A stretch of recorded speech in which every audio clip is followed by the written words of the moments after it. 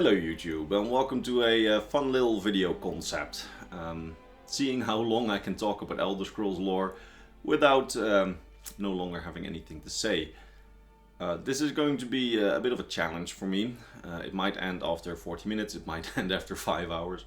We will see. Last time I attempted this was at like 12 in the morning, meaning that I had to stop after like 1.5 hours. That probably wasn't an accurate representation of what I could do, so that's why that one got relegated to like a concept for like Patreon and YouTube members. But this is the real deal. We'll see how it goes. I am prepared with water and more water. I'm also prepared with some emergency food, and I am prepared with some lore knowledge. Just be mindful that this is going to be all top of my head. It's going to be what I remember from like 10 years of doing this channel with like doing lore videos. This is not necessarily going to be, how should I say, a scripted lore video. So there may be mistakes from things I misremember. So don't take this as an absolute lore video, take it more like a super long podcast, or not super long in case I'm done after 40 minutes. We will see how it goes. The rules for me are that I can't be like not talking for like more than half a minute, except for when I need to get like water, but that's not going to take super long, I hope. And I might be able to do it while I'm talking. And there's also, I can't do repeats, so I can't talk about, for example, I don't know, snow elves for the 5th time. Yeah, it's going to be like talk about it once and then yeah, I can no longer talk about it. Alright, that having been said, let's see how it goes. I specifically wanted to talk about first wanted to talk about a topic near and dear to my heart, which is the 4th era. Now, the 4th era has always really fascinated me. I know that a lot of people are not necessarily fans of the 4th era, as they find it a little bit too focused on like world building, and there's not enough like metaphysics, which is a part of the Elder Scrolls universe that a lot of people enjoy. But I personally am very much into like the more world building lore, like the whole idea that Tamriel, instead of having one big empire spanning everything, which I've always thought, despite like the empire's internal politics, was a little bit boring for the 3rd era, Tamriel is once more split into like several great powers. And that's always been like super interesting to me personally, as opposed to one big empire with its internal politics, which is super interesting, not gonna lie. But the 4th era has always been a little bit more interesting, where you have the 3 great powers with the Empire, which is like the declining power, then the Aldmeri Dominion, which is kind of the power on the rise, at least for most of the era until the Great War. And then you have like the sideline power, which is like Blackmarsh, so Argonia as they reportedly call it themselves now. Now, I use the word sideline, not because they're sidelined by the Empire and the Altmeri Dominion, but more so because Blackmarsh is taking a very neutral position in Tamriel in the 4th era. At least that's what we glance from the Elder Scrolls novels. What's interesting about it, though, is that instead of having one big empire, you have several different powers, meaning that stuff like wars, as we see in the Great War, are a lot more interesting, I think. For example, during the 3rd era, you had stuff like the Comoran usurper, who tried to conquer parts of the empire. You of course had civil wars like the War of the Red Diamond. But I think that like an interpower war like the Great War is a far more interesting concept for your fantasy world. So that's what I've always really enjoyed about it. Now, the 4th era itself, technically we're playing in it a little bit during Oblivion, as after the main quest, so after Martin Septim dies. Spoilers, by the way, like this entire video will have spoilers for every Elder Scrolls game, but this shouldn't be a spoiler anymore, I think, even with Oblivion Remastered. But yeah, after he dies, we technically play in the 4th era, but in the canon, like in canon lore, there's like 5 years or so, probably to compensate for like the end of Oblivion, where stuff is going, well, not well, but the Empire is being held together by Chancellor Okato, who is like desperately looking for a new emperor because he knows that the Empire needs a unifying figure at the top to keep the provinces in check. He doesn't want to become emperor himself, but rather he's like, I need to find like a unifying figure that all the provinces will listen to.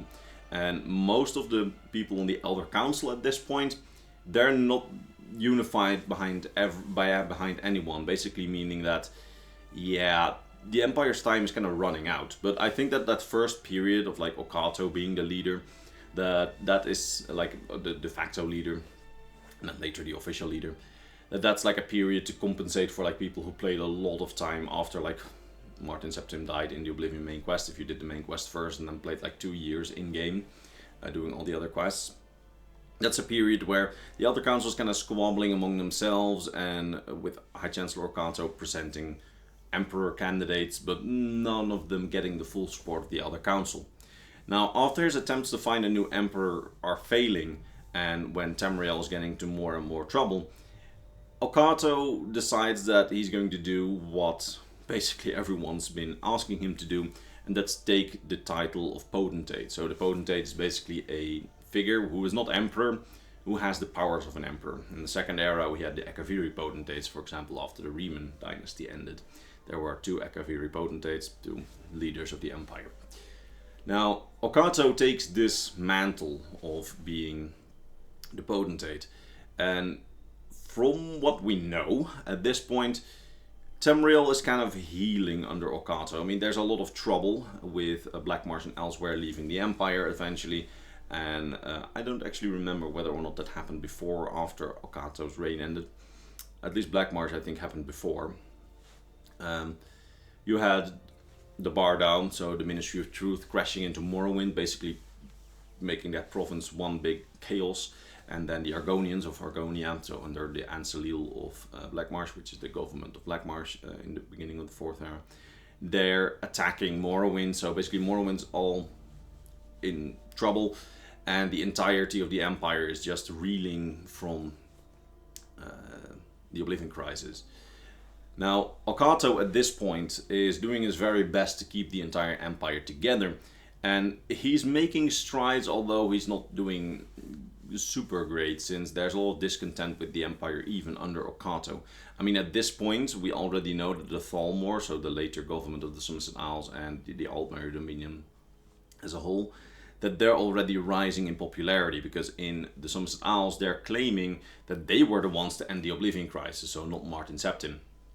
The interesting thing about that is that there are forms of instantaneous communication on Tamriel, but apparently there was a significant delay between the Oblivion Crisis suddenly ending after Martin sacrificed himself, and then that news reaching the Somerset Isles. And in that period of time, the Falmer claimed that they were the ones to end it due to mysterious mystic means. Yeah, that got them a lot of popularity. And then there was a period of time when the Thalmor were gaining more and more power, and Okato, being a high elf himself and knowing the internal workings of the Somerset Isles and the mindset of a lot of high elves, he took them, like, their rise more seriously than most did at this point, because Tamriel was in such chaos that apparently not a lot of people were really paying attention to what was happening, like, locally in a lot of the provinces. But Okato definitely saw the threat a little bit more. We read that actually in that book series called The Rising Threat, which is like written by a sort of like when Aldmer, who saw the Falmer rise, and that he even got like an audience with Okato. But despite everything, Okato, he saw the threat and he was then suddenly assassinated. Now, that book, The Rising Threat, I believe, thinks that Okato was assassinated by the Thalmor. Whether or not he truly was assassinated by the Thalmor, we will never know. I mean, we know that there was disgruntled nobility everywhere, and we know that that guy who wrote that book series was very, let's say, anti-Thalmor. So whether or not it really was the Thalmor or not, we don't know, but what we do know is that like the final unifying figure that held the Empire somewhat together was assassinated, and that just, like, that was the final straw. Because after Okato's death, the Empire really started falling apart really, really quickly. And basically the provinces left the Empire, and those who were still like part of the Empire in name, they no longer really listened to the commands from the Imperial City. Because in the Imperial City there was, and Cyrodiil as a whole, there was this big power struggle going on between different pretender emperors and like different warlords trying to gain as much favor as possible, power as possible. The interesting thing about that is that we call this period the Stormcrown Interregnum, and apparently this was like a 5 or 10 year period, I don't know from the top of my head, where there were several different like smaller rulers, and it even got to a point where Cyrodiil itself was no longer unified, because we know that the two most southern cities, Bravil and Leowin, they actually became independent city-states for a while, and like they even warred with each other. Just to give you a little bit of an idea of how much chaos this period was, and how like rudderless Tamriel was at this point. Because among the provinces there was fighting, what remained of the Imperial Legion seemed to like act on its own for most of the time, because like there were no really reliable command structures anymore towards Cyrodiil, because Cyrodiil was just like not in flames, but more like really engaged in like a political power struggle between different warlords. And at this point there were several different figures who tried to vie for the throne, and we know that at some point a guy named Thulz the Gibbering, he led the empire, or what remained of it. From what we know, he basically had command of the Imperial City Isles and its like direct surroundings, and not much more than that at that point from what we know. There was also a guy named Eddar Olin, I believe, who came from the north, so like Bruma, and there was Titus Mede, who was the king of Colovia. So we don't exactly know what his territory was, but we can probably say that he probably united like Anvil, the remains of Kvatch, and what's the other city? I don't remember the cities. I'm looking at see if I can see the map. Cheydinal, I think, or not Cheydinal. Coral, yeah, Coral. Sorry, he probably had like Coral, Anvil, maybe. What's his name? God, I can't. With the vampire count, Cheydinal. Yeah, Cheydinal, of course. Right. This is the trouble from doing this stuff from the top of my head away from my desk. The city with the vampire count. Let's say Cheydinal. Now he probably like most of Western Cyrodiil. He had a lot of Western Cyrodiil under his command, and he was basically one of the warlords who at this point tried to vie for power. And what we know is that at some point he launched an attack on the Imperial City with like only 1,000 men, according to the Elder Scrolls novels, and that conquest was a huge success. He managed to take the city from Thulz the Gibbering with less than 1,000 men, and then he drove away that other warlord vying for the throne, Eddar Olin. He managed to defeat him like at Way, I believe, or like somewhere north of the Imperial City. He managed to do that with like help of the High Chancellor of the Elder Council at the time, Hirem. There's this whole story of Hirem and the Elder Scrolls novels, which I'm not going to get into now. I could to stretch this, but I want to stay on message a little bit. And after he took power and he managed to conquer the Imperial City, he was apparently the first of like the different warlords squabbling who actually managed to do some good, and he actually managed to like unite most of the empire back together through both warfare and diplomacy. He at least hammered back together Cyrodiil. From what we know, he also incorporated Valenwood, Skyrim, Hammerfell, High Rock, and maybe Morrowind again. And then there's like this weird not really clear part of the lore about the Somerset Isles, because what seems to have happened, but like this is very vague in the lore, like we don't really know how this happened. What seems to have happened is that Titus Mede, after like reuniting most of the empire again, except for Black Mars and apparently elsewhere, he negotiated how I interpreted it. He seems to have negotiated with the nobility of the Somerset Isles for them to re-enter the empire, probably for like economic reasons. They were probably like, well, if we're part of the empire, you can trade with all the provinces, probably like free of charge, like without any tariffs or whatever. And what happened then is that the Thalmor then used this to incite the population of the Somerset Isles against the Somerset nobility, because the Somerset nobility was too imperial loving, and mood had really shifted against the empire at this point among the population, probably due to like Thalmor interference and like Thalmor propaganda. Now, this made it so that the Thalmor were able to do a really quick coup and then once again leave the Empire with the Somerset Isles.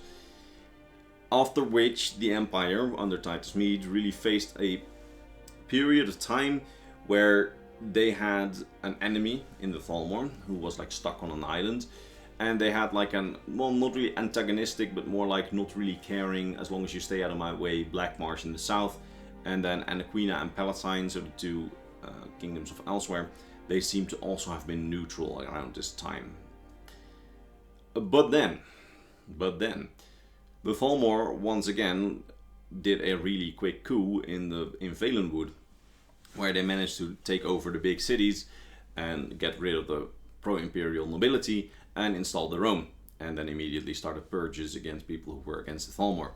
They basically subjugated Valenwood, meaning that now the Empire, which consisted still out of the human provinces and maybe Morrowind, we don't know Morrowind's status, they were faced with an enemy force now on the continent, not just consisting of one province, but two provinces. And then, like 100 years later, because people often think that the Fourth Era was a really short time, but like it's 200 years, that's more time than between Arena and Oblivion. Now, what happened then at that point is that the moons of Tamriel suddenly disappeared, so Messer and Secunda suddenly disappeared, which threw Khajiit civilization in complete chaos. Now, nobody really knows what happened to the moons. There's again some unreliable narrator stuff, and also some out-of-game stuff by like ex-writers, which say that the Thalmor made the moons disappear. Ex-writers, I believe Michael Kirkbride or Ted Peterson, one of the two, they describe this as like a eugenics experiment on the Khajiit by the Thalmor, probably to see whether or not they become elves, but that's all out of game, out of canon lore. That experiment, or that accident where the moons disappeared, we don't really know what happened, that took 2 years. And after those 2 years, the moons suddenly returned. And then the Thalmor basically claimed, yeah, we brought the moons back. Whether or not it's true, we don't know. We don't know whether or not they were responsible for making them disappear in the first place. We don't know whether they were responsible for their return. But what we do know is that they took credit, and for taking credit, they managed to gain a very beneficial alliance with Elsewhere, basically incorporating them into the Aldmeri Dominion as client states. From what we know, Elsewhere has relative independence compared to Valenwood, which is just outright occupied. But we don't know their exact status and how much of their like foreign and domestic policy is in their own hands. I speculated in the past that Elsewhere's domestic policy, considering their client state, is probably still in their own hands. So it's very likely that Elsewhere's like laws internally, so for the Khajiit, are still like determined by their own leaders. But it's also very possible that it's very Thalmor-esque, that they have very Thalmor-esque laws. But what we do know is that their foreign policy is probably really dominated by the Thalmor, because right now, like, they're part of the Aldmeri Dominion bloc. So now we have two great powers in the Empire, which has 4 provinces. It still has Hammerfell at this point, maybe Morrowind, so maybe 5. And then you have the Aldmeri Dominion, which has 3 provinces. And those two are very antagonistic. Now, during this period, we know that they had a sort of Cold War. From the Elder Scrolls novels, we can glimpse that the Penitus Oculatus, so the Empire's security service, is like actively trying to aid the Valenwood resistance in Valenwood. And we know that like the Thalmor themselves, we can see that they have operations in Empire territory as well. Not just in the Elder Scrolls novels, but also like in Skyrim, we can see it in the Elder Scrolls Blades. So there's like this, basically some like a Cold War going on with like undercover operations. And that all comes to a head eventually with the Great War. In the year 171, I believe, of the Fourth Era, top of my head. Or 170. No, 171, I'm pretty sure. Now, the Great War at first was a big disaster for the Empire, because the Aldmeri Dominion made really quick strides, where they're basically conquering all of southern Cyrodiil and all of southern Hammerfell, by both marching through Cyrodiil towards Hammerfell, doing naval landings on the coast of Hammerfell, and conquering southern Cyrodiil, by deploying troops from elsewhere. The interesting thing here is that we don't exactly know whether or not the Khajiit fought on the side of the Aldmeri Dominion, or whether or not they just allowed Aldmeri Dominion troops to pass through elsewhere. We also don't really know whether or not the Elder Scrolls Legends is canon in this.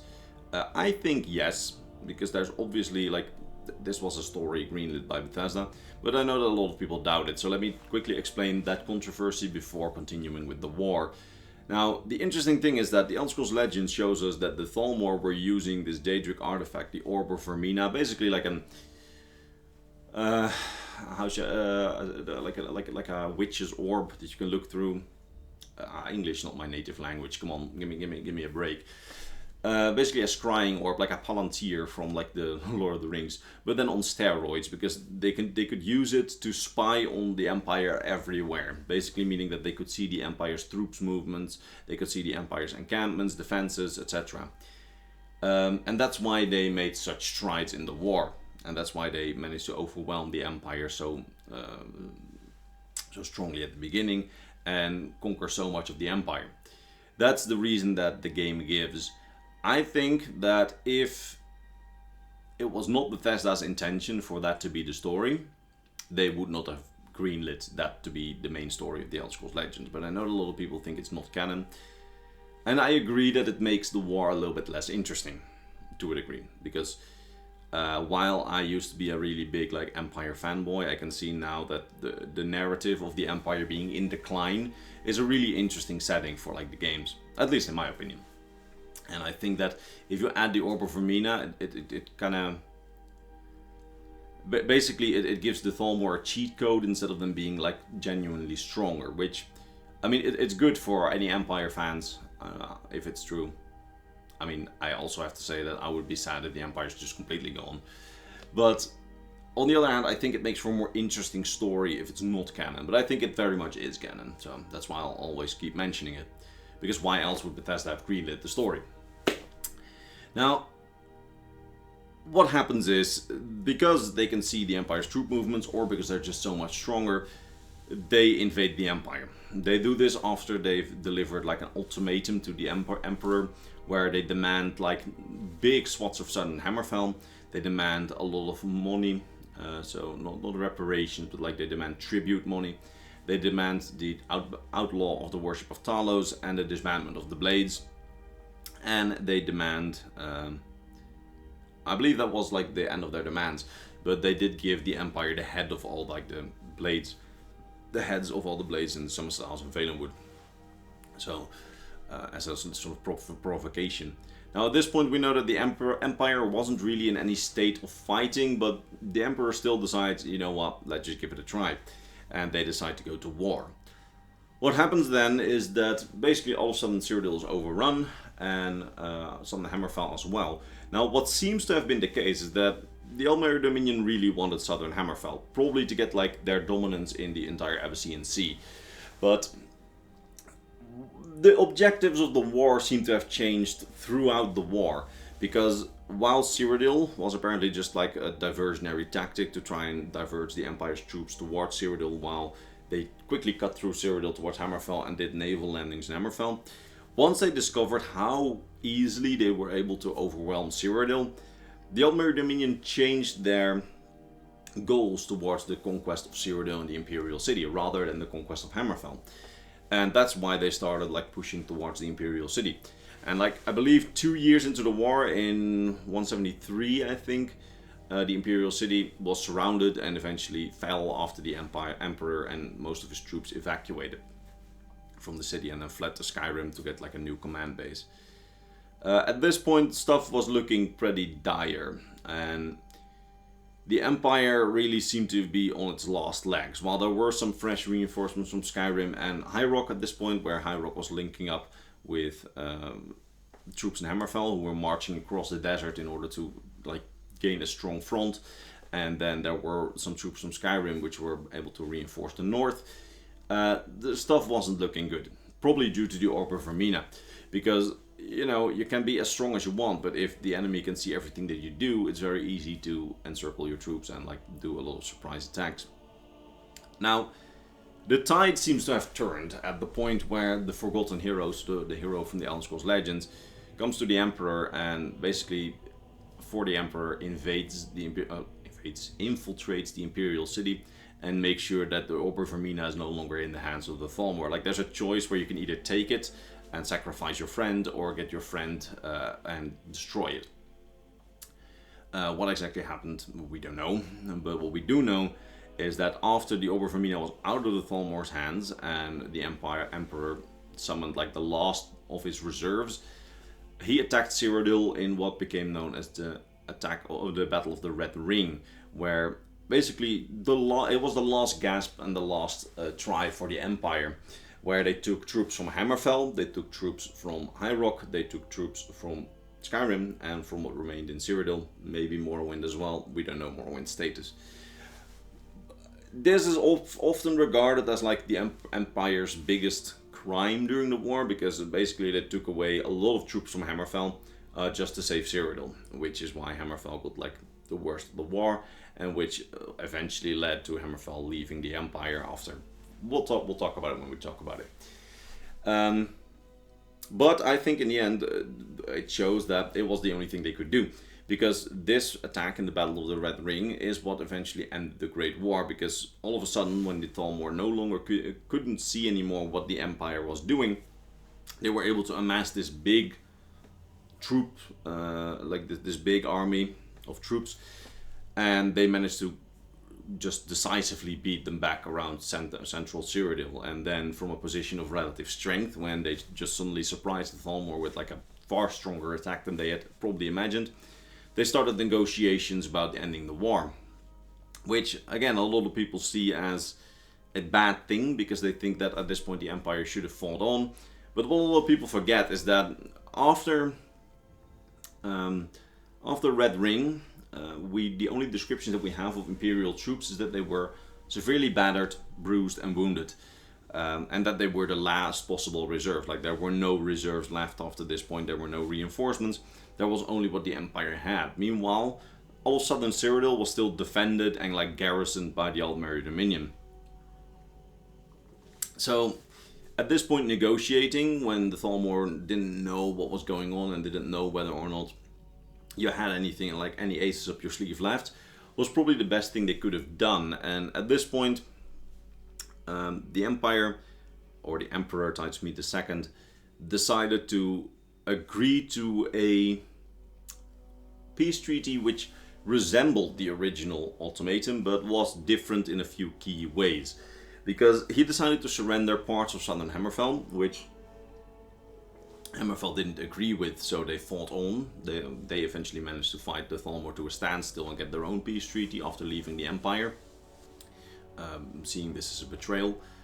Now, we don't know what the terms of that whole peace treaty with Hammerfell and the Aldmeri Dominion is, so I won't say much about it, because I think in the Elder Scrolls 6 we will probably learn that it was, well, perhaps not as harsh as the White Gold Concordat. So the peace treaty between the Empire and the Aldmeri Dominion is regarded by a lot of players, but it probably still was a lot harsher than, yeah, Hammerfell kicked the Thalmor's ass, because that's not what happened. In the lore, we literally get to hear that they were fought to a standstill, and then after 5 years they just came to an agreement. So basically they had like 5 years of trench warfare, very static. That's how I always interpreted it. Now, the Empire got its own peace treaty 5 years earlier, in 175, and that peace treaty again resembled the original ultimatum, because they gave away large parts of southern Hammerfell, the Blades were disbanded, and Talos worship was outlawed. But crucially, there are some things which were different, because what seems to have happened is all of southern Cyrodiil, like troops from the Thalmor, were forced to retreat from there, so the Empire didn't need to fight to get all of that back. So talking about stuff like Leowin, Bravil, Cavarch, probably Cheydinal, if I now remember the name correctly. Probably not. I think Cheydinal is probably the northern one. Which one is it? What's the name of the place? Do I have Oblivion's game here? I do, but it's not the one with the map on it. Oh well. Count I'm just spacing. Doesn't matter. Southern Cyrodiil is returned, and crucially, we find out, and this has always been like the most controversial hill that I'm willing to die on this channel. Crucially, we find out that the Thalmor probably paid war reparations to the Empire at this point, because let me paint you a picture. The Empire is completely in shambles. There's just damage in Southern Cyrodiil everywhere. Hammerfell is damaged, and at this point they don't even know that Hammerfell will be lost. And what we know is that after the Concordat was signed, Skyrim, a province where there was no war, there was no damage, the Jarls of Skyrim all got like chests filled with gold in order to rebuild stuff. Why? Why would they get gold when like Cyrodiil is completely starved? My interpretation of this has always been that we view the peace treaties, or the White Gold Concordat, very much from a Nordic point of view, 30 years after the Great War, because that's when Skyrim takes place. In a time when this money has all been forgotten, but the other effects, so the outlaw of Talos worship, for example, is very much remembered. And it's very likely that the Empire got paid war reparations by the Thalmor after the war ended, but that's just not something that's remembered by the Nords, who saw only very little of this reparations money, because they were not hit that badly by the war. Some Jarls might have even kept it for themselves and not even invested it in their own holds. But the fact that the Empire was able to give the Jarls of Skyrim a lot of money after the war, that just makes no sense at all when you have a completely crippled like central province. So it's very likely that Skyrim received a small share of this war reparations, but we just don't hear of that, because why would we hear of that when like peasants in the Middle Ages never even knew what was in like peace treaties? So why would some rando from Skyrim know? I think I said in my video on Ulfric Stormcloak's perspective that probably only Alduin, General Tullius, maybe Maven Blackbriar, and that guy Resleen from the Falmer ambassador embassy quest, they are probably among the few who really know like what's going on geopolitically on Tamriel. And something like that 30 years ago, so like 25 years ago I think it is, 25 years ago, where the Empire got money, I mean, why would some guy in Skyrim know about that or remember that or care about that? But it seems very likely that the Empire got money, because why else would they fund their provinces a lot just after the war ended, when those provinces just haven't had any damage? Oh well. What we do know is that Skyrim did get hit a little bit during the war, because of the lack of central authority from the Empire, like central reinforcement of authority from the Empire, because of the troops being recalled to Cyrodiil. The Forsworn under King Medanak were able to get their own little kingdom in Markarth, in the whole Markarth incident, which eventually got ended by Ulfric Stormcloak, and then we'll get there. Now, after the war ended, it seems that for a while things went relatively well. The Empire got Cyrodiil back. Unfortunately, they lost Hammerfell because Hammerfell was fighting on. But, of course, things never go as planned. Because once troops returned to Skyrim, they found that Ulfric Stormcloak, an ex-Imperial commander with his own militia, managed to retake Markarth from those Forsworn that I mentioned earlier, so from the Reachman. And basically he said to the Imperial commander, who was like, hey, can I enter the city again? He said to him, only if you allow Talos worship. Now, at this point, a lot of people interpreted the ban on Talos as this symbolic thing. Like, yeah, you can't have a temple to Talos, but you can still worship him in like secret, or just in your own home. And that's what a lot of people were doing. The problem comes when this local commander, who thought this probably wasn't a big deal, said, yes, sure, we open up Markarth for Talos worship. And then the Falmer heard of that. And then they were forced to arrest Ulfric, because the Thalmor were like, yeah, either you arrest Ulfric and his men and beat them down and stop the worship of Talos, or we continue the war, because at this point they probably discovered, yeah, the Empire had nothing left. This meant also that the Thalmor got a reason to say, hey, you can't hold yourself to your own treaty obligations. We want to make sure that you're actually enforcing the ban on Talos, so we want our justiciars to be able to enter your provinces to enforce the treaty, so to arrest Talos worshippers. From several different NPCs in Skyrim, we get to hear that this really was like only after Ulfric's whole thing, where the Empire really didn't care about the Talos ban first. They were forced to care basically once the Thalmor found out that this local commander, who probably got fired as well, said, okay, sure, to Ulfric, when Ulfric told him, like, we need Talos worship in Markarth in order for the Imperial garrison to be able to enter again. So that was pretty painful, and that led to Ulfric being imprisoned, led him to feeling betrayed, and planted the original seeds of the Stormcloak Rebellion. Which is interesting to say the least, because I always found it a little bit ironic that Ulfric was probably like a big part of the cause why the Thalmor are even there in the first place. And that's something that like Skyrim is subtly trying to tell you, sometimes not too subtly, because like guys like Alvor from Riverwood, who you speak to at the beginning of the game, they very much hint at, yeah, because of Ulfric's rebellion, that's why the Thalmor are here. They wouldn't have been otherwise.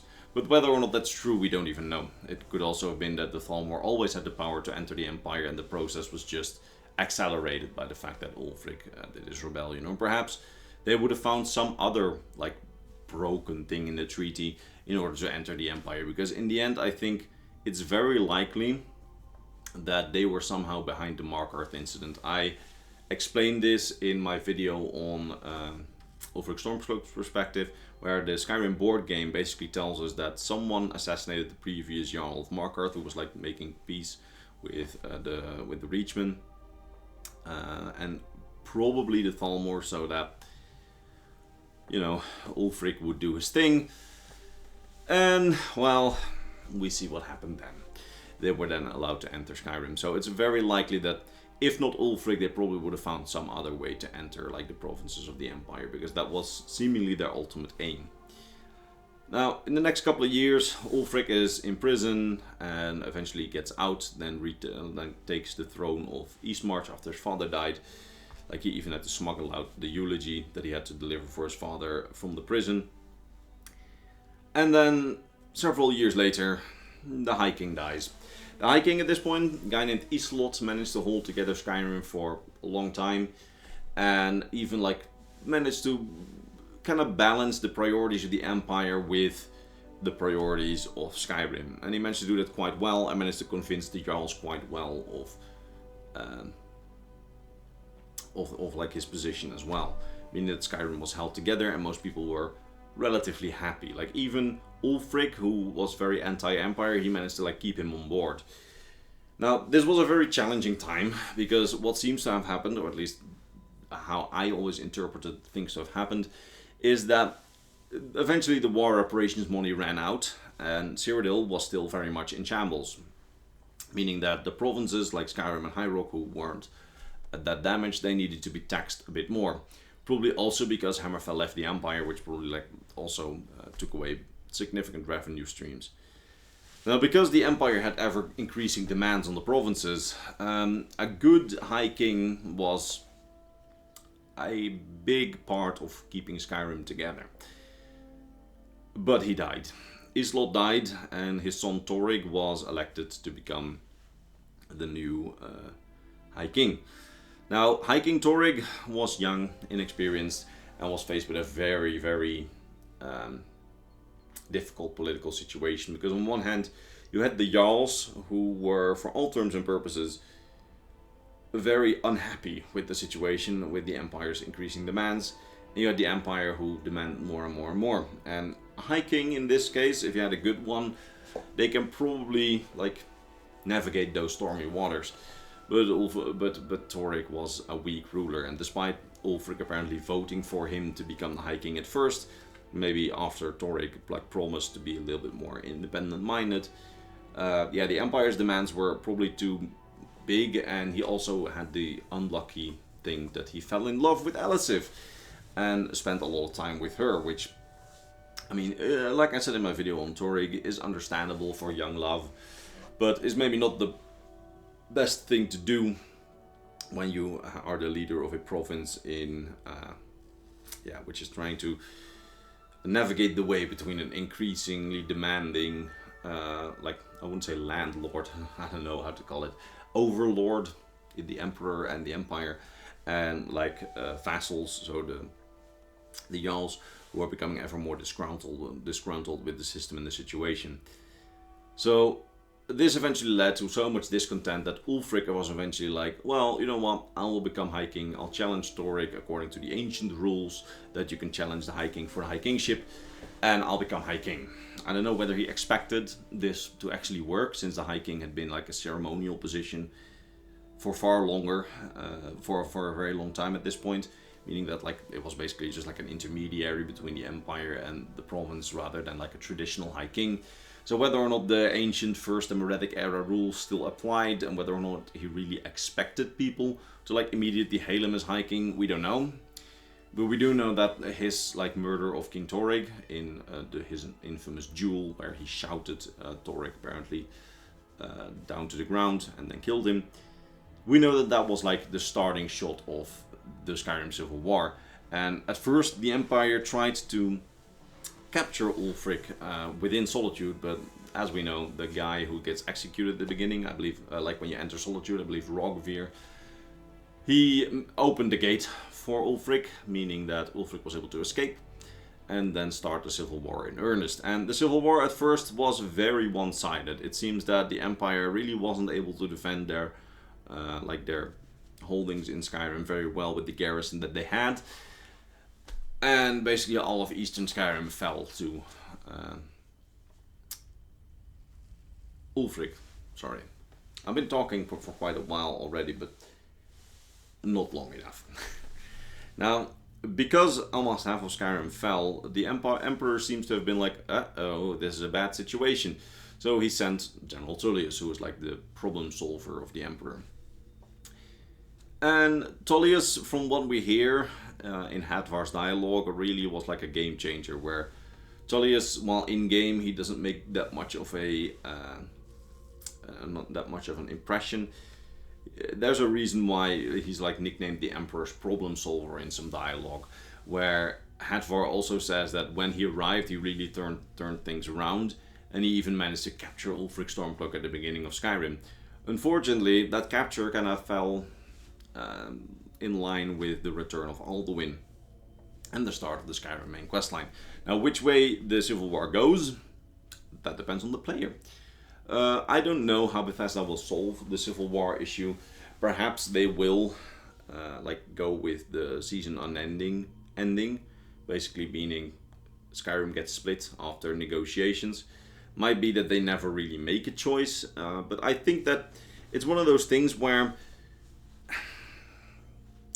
I think they aren't really in the position not to make a choice, because if the Empire keeps Skyrim, then the Empire lives. If it doesn't keep Skyrim, the Empire probably doesn't live or goes into accelerated decline. So then it really depends on how long after Skyrim the Elder Scrolls 6 is. I mean, they might go with the get out of jail free card, where they're like, yeah, it's been like 100 years, so who cares? The Empire's long since fallen. We don't need to acknowledge what happened in Skyrim. Or they might go like, we have another get out of jail free card, because I explained this in an old video, which I now delisted since I no longer fully believe in it, at least not in the way that I talked about it back then. But Bethesda leaves this really interesting little note in, I believe, Fort Neugrad, the one near Helgen. I don't remember which one it is, look it up. Now, that note only appears when that fort has been taken by the Stormcloaks, and for that to happen, there needs to be like this interesting exchange, where you first need to give Falkreath to the Imperials, I believe. No. You can just take Falkreath as the Stormcloaks, and then like a little note appears in the fort, which is closest to the entrance to Cyrodiil. And that note literally says like, yeah, right now Pale Pass is like snowed in because of an avalanche, meaning that we can't get to Cyrodiil from there. But we have reports of troops from the Empire really building and building and building across the border. So Ulfric, I don't know what's going on, but we might need to act. That might be Bethesda's get out of jail free card to put Skyrim in the Empire's hands again, because it's always been said in the lore, and a lot of people like to dispute this, but it's always been like stated in the lore that the troops in Skyrim are not like Bethesda's the Empire's A troop, like S tier troops. They're just like local garrisons, and most of the troops are south of the southern border of Cyrodiil with the Aldmeri Dominion. But through that note, it's implied that the Empire is building a big army south of Pale Pass, which is like the pass between Skyrim and Cyrodiil. And that might be Bethesda's get out of jail free card, where they could be like, yeah, eventually reinforcements from Cyrodiil came and Skyrim fell to the Empire again, or like was reincorporated into the Empire again. And then they could even use that as a hook for like a second Great War if they want to go that route, where they could be like, because they removed troops from southern Cyrodiil, the Thalmor got bolder, yada yada. I always thought that that would be a logical conclusion based on the notes that we find, but at this point, I don't know. I'm not fully convinced, because it's been so long since the Elder Scrolls 6, where the Elder Scrolls 6. It's been so long since the Elder Scrolls 5 until we get the Elder Scrolls 6 that, from what we know, story priorities changed between the games. Like, one of the ex-writers who left Bethesda was like, yeah, we wanted the Thalmor to be like this big villain which would kind of win during the Elder Scrolls 6. And then have like that be the Empire Strikes Back in like Star Wars terms. And then be like in the Elder Scrolls 7 where the Thalmor are like thwarted. But that story priority seems to have changed a long time ago. So we don't really know where things will go from here, and I don't think that we can take clues like that from Skyrim as a solid foundation on like to speculate on anymore. That makes speculating for Elder Scrolls 6 a lot harder. Like, I get a lot of requests to like do videos on stuff for the future and like speculate what happens in the future. But we just don't know. We just don't know. Like, the story priorities have changed a lot since then. But we're diverting away from the lore. But that does go to a little bit of lore that I did want to talk about to like end this Civil War discussion. And that is the Dragonborn's role. Because I get so many comments under like a lot of videos where it's like, yeah, the Empire, what are you saying? The Stormcloaks are going to win because the Dragonborn will help them. My Dragonborn will defend Skyrim from the Thalmor. Like, no. No. What we see in the lore is that every protagonist from every Elder Scrolls game so far has disappeared directly after the playtime. Sometimes we get a hint, like for example in Oblivion, they probably turned into Sheogorath, which is being hinted on in Skyrim. The Nerevrine from Morrowind seems to have left to Akavir for some reason, but they all get like this ending where they might be doing stuff, but they're not influencing Tamriel anymore. And the reason for that is because Elder Scrolls games, despite not being super choice heavy, they are choice heavy in the sense of what content do you want to play and what content do you not want to play. If you're playing a like good oriented character, you don't necessarily want to play the Thieves Guild and the Dark Brotherhood questline.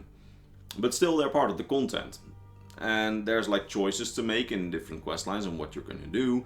And Bethesda doesn't want to invalidate anyone's experiences. Like, they don't want to say, for example, yeah, the Dragonborn chose the Imperial side, because that would invalidate the playthroughs of all the Stormcloak choosers, like all the people who chose the Stormcloaks. I think it's far more likely for, if they choose the season unending ending, so that means Skyrim being split into East and West, that it's very likely that we get a neutral Dragonborn, because why would you invalidate anyone's playthroughs? Well, not neutral, but more like not acknowledging which side the Dragonborn took. Like, just not mentioning the Dragonborn altogether, except for in the context of like the main questline. Because why would you like invalidate people's playthroughs if you're giving people the opportunity to do so much in the game? I mean, there's no questlines, as far as I'm aware of, where they've just invalidated people's choices or invalidated people's gameplay. Like, even with the whole Hero of Kvarch became Sheogorath thing, there's like openings to, like lore openings to discuss, like, yeah, no, that's probably not what happened, even though that's probably like what happened in the end. Because it seems like those questlines are, to a degree, canon, so like the main questlines, so the main DLC questlines and the main questline altogether. which might mean that we hear of the Dragonborn being in Hermaeus Mora's realms, which I know used to be a very popular theory around like 2016, 2017 time. Although by now I think it actually might be most likely that we hear of the Dragonborn going to an expedition to Atmora. Because like the Orb of Vaermina to Akaviri, and it would be very logical for the Dragonborn to hone their power even more by going to Atmora, the place where basically shouts seem to have been invented. So going to look for more word walls and that kind of thing. Might be. But at least I'm pretty sure that we will get something which will not invalidate anyone's playthroughs, except for people who just chose not to do the main quest line, because the main quest line will probably be canonized. Now, something else that I wanted to talk about, I didn't prepare it, but I at least was thinking about it beforehand, like what kind of things do I want to talk about, is a little bit on the beginning of Skyrim as well, like the beginning where the Civil War begins. Because another really interesting thing that I've talked about in the past, I think I talked about it in my Alduin's perspective video and my video on Parthenax, is at the beginning of Skyrim you hear like these dragon roars coming from the throat of the world. And a lot of people have always seemed to think that that's just Alduin, but I've always found the most logical conclusion not to be that, but that's the shouts of Alduin and Parthenax fighting with each other. Because Parthenax in his dialogue says that he waited for Alduin at the throat of the world, and that he was there when Alduin awakened, and that he tried to sway Alduin from his path, but didn't succeed. That's always why I thought that Parthenax had like these ripped wings and broken horns, because they probably fought against one another when Alduin entered the world again. The interesting thing here is that a lot of, I want to say a lot of people, but it's just not a lot of people, like there's a few people who I've spoken to about it. They've always seemed to think that, well, Alduin should have listened, I should say this in English, to Parthenax, but I just don't think that that's a logical conclusion, because remember that to Alduin, like this all felt instantaneous. Like at one point you're fighting against like the warriors of mankind in the Meretic era, who eventually banished him to the future, and like literally a second later you're awakening in a completely different Tamriel, just like being confronted by Parthenax, who betrayed you, and then having to fight him because like Parthenax is trying to sway you, meanwhile you think that like most of your empire is still alive. Like they think, basically Alduin probably thought that it was only a few minutes or something, because it probably felt like that. Meanwhile, he just woke up in a completely different Tamriel, where people no longer worshipped him, and where his followers were now like creepy Draugr in tombs. I always thought that it was really interesting to think about like them fighting on the top of the throat of the world, and then also about the true meaning of the Dragonstone of Bleak Falls Barrow. Because that's also something that I touched on in my Alduin's perspective video, where it seems like when you read the back of the Dragonstone, and when you think about the location of Bleak Falls Barrow, it seems logical that that's where the Dragonstone with all the dragon burial spots was hidden. Specifically because it's so close to where Alduin disappeared. So basically my conclusion has always been like, yeah, Alduin probably, like it was probably built there so that Alduin would immediately see it when returning, and then like his priests there were like, well, we'll wait there with like a map of dragon burials so that he can quickly resurrect them all, which was always a really interesting interpretation to me personally. I mean, the dragon cult in general is really interesting to me, because the dragon cult, I don't know, I always found it to be an interesting antagonist, and I always hated how underdeveloped they were. And with underdeveloped, I specifically mean that it's implied that the dragon priests have like some conscience left. I think they're not just zombies. Like we know that the Draugr are basically like mindless slaves at this point. I mean, they have some intelligence, but they're not necessarily conscious. Like you would be able to like hold an in-depth conversation with the Draugr, because they're apparently a bit slow and that kind of thing. But we know that the dragon priests have some sort of conscience, and I always thought it was a really missed opportunity to not have these dragon priests play a bigger role in the story. Because we know about some stories of dragon priests, but we just don't know why they never like organized any like specific thing for Alduin, for example. We know that one of his dragon priests at Skuldafn is guarding his portal to Sovngarde.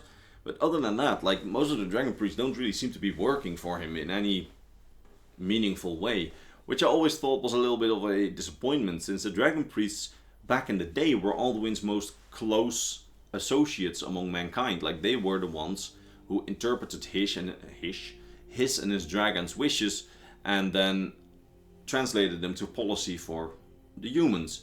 So why exactly these dragon priests, which got preserved specifically for the purpose of aiding Alduin, don't aid Alduin in the main questline?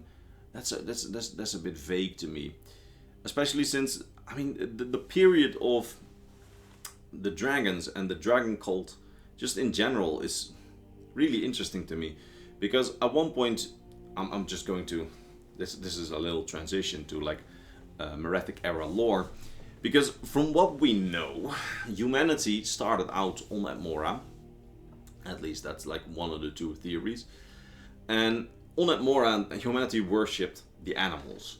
And the interesting thing about animal worship was that they saw the dragon as like the ultimate animal, as the king of the animal kingdom and the apex of what they should worship. They saw dragons basically as gods. And as such, on Atmora, the dragons were worshipped. And there's this whole theory about dragons coming from Akavir to Atmora first, and then like encountering the humans who, instead of trying to kill them like the Saisi tried to do, actually started worshipping them. And on Atmora, this whole system seems to have worked really well. Like, humanity was pretty happy under the dragons, and the dragons were happy because they were being worshipped, and they thought that worship was the logical solution, because like they thought they were like the ultimate creatures of this world, and they thought, well, we are above everything else, so it's logical that the humans who stand below us, that they worship us. And on Atmora there were seemingly also already dragon priests, and these dragon priests were actually pretty benevolent rulers. Like, they did the day-to-day operations, like they did the day-to-day governance. Meanwhile, the dragons basically just were like these abstract godly rulers. So just to give you an example, if you come to a dragon priest like, yeah, what do the dragons want? My neighbor stole my goat. Then the dragon priest would probably be like, I'm not gonna ask the dragons, you get the goat. Like, the dragon priest was the ruler to a degree. It seems that it's a bit vague whether or not the kings on Atmora were actual kings, or whether they were dragon priests, and whether there were dragon priests and kings, or perhaps the dragon priests were the kings. That's a bit vague. We know that Atmora had kings, but whether or not they were dragon priests as well, I believe is a little bit vague. So it's possible that either the dragon priests did that, like governance, or the kings did it, or they did that together. But we know that the dragons were just like these mighty godly overlords who had very little to do with like the day-to-day life of the people of Atmora. But they were worshipped, and like offerings were brought to them, and it seems that like specific dragon priests were bonded with specific dragons. At least that's what we learned from the story of Saad Scalecaller, and like some other stories, I believe. And yeah, so every dragon seemingly had like their own set of followers. They had their own like little temple where the dragon priests resided, and that whole system worked pretty well. The dragons were, well, not necessarily benevolent rulers. It's more like they just seemingly didn't really care what the humans did as long as they worshipped them. And the system for humanity worked pretty well, and it worked for the dragons as well. And the dragon priests actually kept to their role as being the intermediaries between the dragons and the humans. Now, the interesting thing here is that on Tamriel, once like the big migrations to Tamriel happened, the dragon priests eventually became really tyrannical. Like, the dragon priests became these tyrannical rulers which started to oppress humanity. And we don't know why. A lot of people have often said that that's probably because the dragon priests became really power hungry on Tamriel, like away from the traditional Atmoran power structure. But I've always found another, like not always, I've relatively recently found another interpretation. And keep with me here, because this has always been like one of my favorite little discoveries, because I believe that I'm the one who made it. Like, usually when I have like a theory and I Google it, and I find someone already discovered it, but this one specifically doesn't seem to have been around before I discovered it, and that is the return of Alduin, because it is not necessarily implied, but you could conclude based on the evidence that we have that during the good times of the Dragon Cult, so during the times when the dragons were kind of benevolent rulers, Alduin doesn't seem to have been there. Then Alduin returned, and the return of Alduin basically means the end of this world cycle, and Alduin is then meant to end the world in the lore, like in the legends. Then Alduin returned, but instead of eating the world, so instead of ending it, he decided, yeah, I'm not going to eat this world, I'm going to rule it as like the god ruler of this world. That's what happened after, seemingly, the dragon priests and their followers, so in the big migrations from Atmora to Tamriel, came to Tamriel. So my conclusion has always been that the moment that Alduin returned and decided that he would be the ruler of dragons and be the ruler of humanity and all mortals, that is when the dragon priests started to oppress humanity, because Alduin returned. Because it's implied, well, not necessarily implied, it's more like he doesn't appear in any records before the point where they become tyrannical, and we know that Alduin like disappears for like big parts of time, and then eventually comes when the world is about to end. And like the fact that that never happened, the fact that he wanted to be the ruler of the world instead of being the destroyer of the world, that has led to this world going on for such a long time. Like that's one interpretation. And I always found it really interesting that when you read between the lines, that seems to be the logical conclusion of why the dragon priests became tyrannical. And yeah, once they became tyrannical, humanity started to stand up against them. The interesting thing is that for the Dragon War, we just don't know a lot of how it happened. Like, we know that the Dragon War, so the rebellion of the humans against the dragons, that it happened. We don't know quite a lot of details. What we know, at least from what we know from quite unreliable narrators,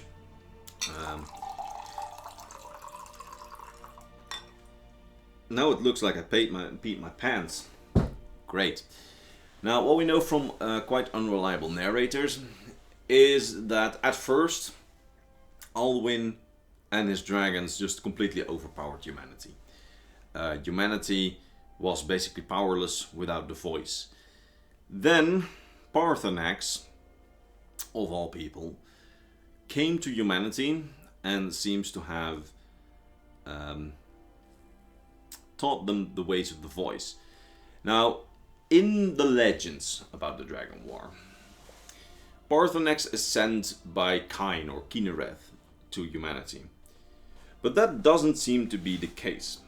Allow me one moment to check whether my recording is still going, and then I'll continue. It will be less than the half minute.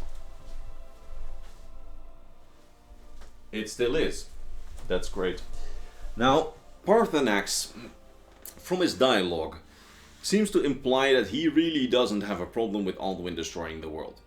He knows that Alduin needs to destroy the world, and he's okay with that. But that's Alduin's destiny, to destroy the world, so he's fine with that. What he doesn't like is the fact that Alduin strayed from his destiny and tries to conquer the world now instead of trying to destroy it. That's what Paarthurnax seemed to have a problem with, and that is why he went to humanity. Whether or not he was sent by Kain or not, that seems to have been the interpretation of like more religious humans at the time, which eventually translated to like the legends about the war. But it seems to be that Paarthurnax, because Alduin was no longer trying to destroy the world but rule it instead, that's why he eventually decided to side with the humans together with some other dragons. Because in later chronicles, the dragons are always like removed from the legends, but it seems that more dragons than just Paarthurnax didn't want Alduin to be like this tyrannical god ruler of the current world, and they thus helped humanity stand up against him. Now, these dragons ended up teaching humanity the voice, and because humanity got the voice, so the Thu'um, they were able to far more effectively stand up against the dragons. And they of course made Dragon Rend, the shout which is born out of like the words that dragons do not understand. I don't know, because like dragons are like timeless, endless, and immortal beings, and I believe that the shout is contained out of 4 words or 3. Yeah, 4 words I think. I don't remember which it is, but it's like all words that the dragons wouldn't be able to understand and like force them to a mindset where they could be killed or something like that. I don't know the exact mechanics of Dragon Rend, but they're like finite is one of the words, and ending, and I believe mortality is one of the words, which are words that humanity made themselves, and they made them with hate, according to Parthenax, which made it so that dragons could more effectively be killed with it. And using that shout, the humans of the Meretic era were able to far more effectively stand up against the dragons, and eventually like managed to kill quite a lot of them, except that because they were all not Dragonborn, Alduin was able to revive them. This made it so that it was very clear that Alduin was the one that needed to be killed, and well, they tried. We see this whole scene at the top of the Third of the World, where I believe Feldir, the old Hakon One Eye, I don't know, and one other, the woman, I don't know what her name was. I don't even know whether the other was even called Hakon One Eye. But like where you see the 3 great warriors of humanity at the time shout Alduin down using Dragon Rend and then fail to kill him. And then Feldir the Old comes with like the Elder Scroll, and they decide to open a time wound to send him, you know, to the future. And then eventually they sent him like, well, at least I think 5,000 or 6,000 or 7,000 years into the future. I think it might be 7,000 years from where they are at that point in the timeline. Now, after that point, there's a lot of history which, at least during the times when we play, so the 2nd, 3rd and 4th eras, is a little bit forgotten. Because during the early 2nd era, late 1st era, there's a bit of a history rewrite. Because the Akaviri come to Tamriel in the form of the dragon god, like in the form of the Saci, who would form Reman, who would form Emperor Reman Cyril's dragon guard and start killing a lot of the remaining dragons, which is why a lot of the dragons went extinct. But after the Dragon War, dragons were in no way extinct. There were actually quite a few, and it seems that the dragons weren't that rare either for most of like the Meretic and First eras. They seem to have been relatively common. And what happened here is that the dragons mostly seem to have spread across Tamriel, with some of them still having like even followers in the forms of the dragon cult, with like some of them, and some of them going into hiding, but also some just straight up like living their life on Tamriel.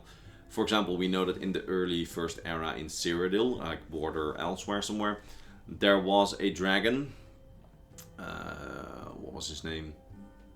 Shulkanak, I think, who helped overthrow an Ayleid necromancer. We know that Parthenax, at least in this day and age, was very much like living in the open.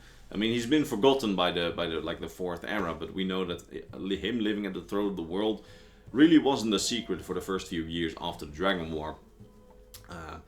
And we know that, for example, King Olaf One Eye, I think, captured the dragon, who would like become named Numenex by the humans. And there were like some other examples of dragons like still living their life. But dragons very much took like a backseat. Alduin was like the one that united them, but they weren't really united after Alduin's death, and they seem to have slowly shrank in numbers until they were all like killed by the Akaviri Dragon Guard in like the late First era. But that's like still almost 3, maybe 4,000 years of history where they were very much active on Tamriel. And we're just like doing a thing. Now, with the dragons taking a back seat and no longer being rulers over humanity, at least the early Nords, started ruling themselves. And with the power of the Thu'um, they actually got quite a lot of power. Like having soldiers which could shout other people into submission. That's quite an effective thing to have. And after Alduin fell, it seems that not long after that, maybe even a little bit before that, in the days of the Dragon Cult, the Nordic Empire started to arise. And the Nordic Empire was the first empire of humanity. And even though in later games and later lore, the Empire of Cyrodiil is what's called the Empire of Humanity. The first true Empire of Humanity was actually a kingdom, because after the Dragon War, Nordic society organized itself in the way of having a high king and then the jarls under them. Maybe that already was the case before all of this happened, maybe not. What exactly the role of the Snow Elves was at this point, we also don't know, because we know that the Snow Elves, they very much were still like active in Skyrim. Because at this point, the Snow Elves, which were very much second-class citizens, because I'm talking about too many things at once. So a really quick recap of the timeline for you to understand. The humans arrived on Tamriel in several different migrations. The big migrations, which came from Atmora to like literally colonize Tamriel, that's what founded cities like Saarthal, and the Snow Elves at this point were the dominant power on Tamriel. Oh, not on Tamriel, on Skyrim, while Tamriel was very much in control of the elves.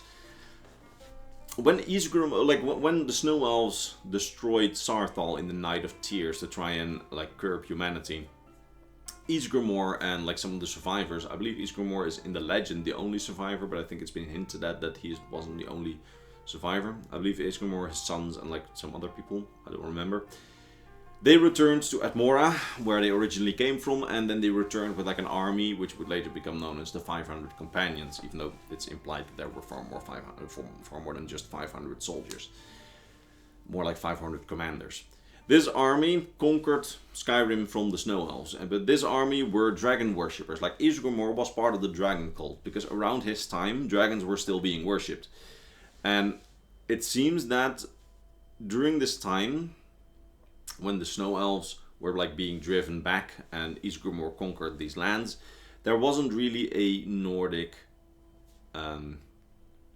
kingdom or empire yet. It seems to have more been like several different colonies, at least from that's how I remember it. And when it was at that point, a little bit after Ysgramor died, that's when the Dragon War seems to have taken place. And then after the Dragon War, when like humanity had the voice, so when they had the power of shouts, that's when the first Nordic Empire came to be. So that's how you need to see it a little bit in timeline-wise. Because once they were freed of the dragons, they literally conquered all of Skyrim. So what was left of the Snow Elves seemed to have been conquered at this point, and the Snow Elves were still there. They were still there. They were second-class citizens. It was only when King Vrag, which I believe was like in the early First Era, late Meretic Era, don't fully remember, of when King Vrag of the Nords decided to really like get rid of the Snow Elves. That was when like the Snow Elves went from second-class citizens and still having their own settlements to being like the extinct and wiped away people that they are in current lore. And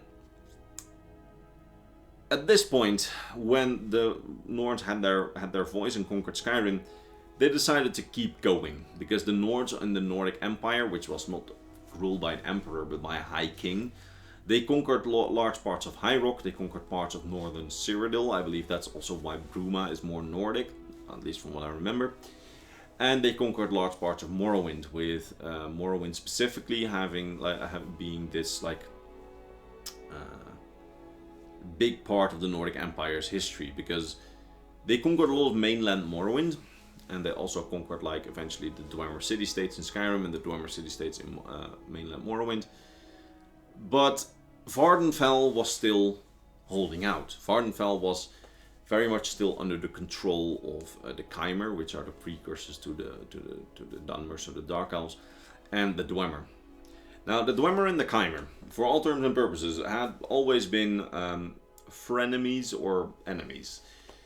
But faced with the Nordic invader, King Dumak of the Dwemer and the wartime leader of the Chimer in the realm Nerovar, they decided to form an alliance, the alliance of the First Council against the Nordic invader.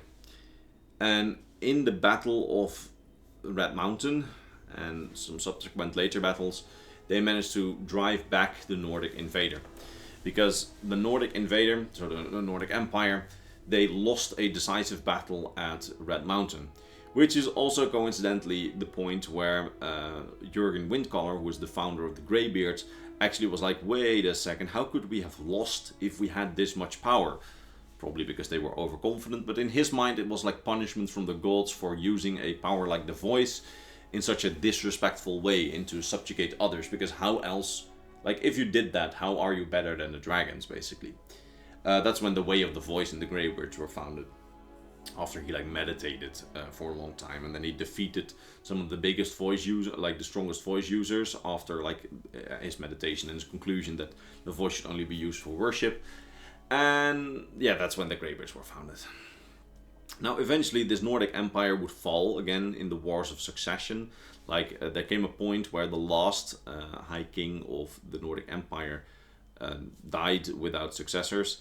And that's when the first true, like, Skyrim Civil War, which was the War of Succession, came to be. And that's when they lost a lot of power, because like Skyrim was infighting over who would become the new High King, and I believe that that's when Morrowind and I think High Rock and the northern parts of Cyrodiil kind of like gained their independence back, or were like conquered by other powers.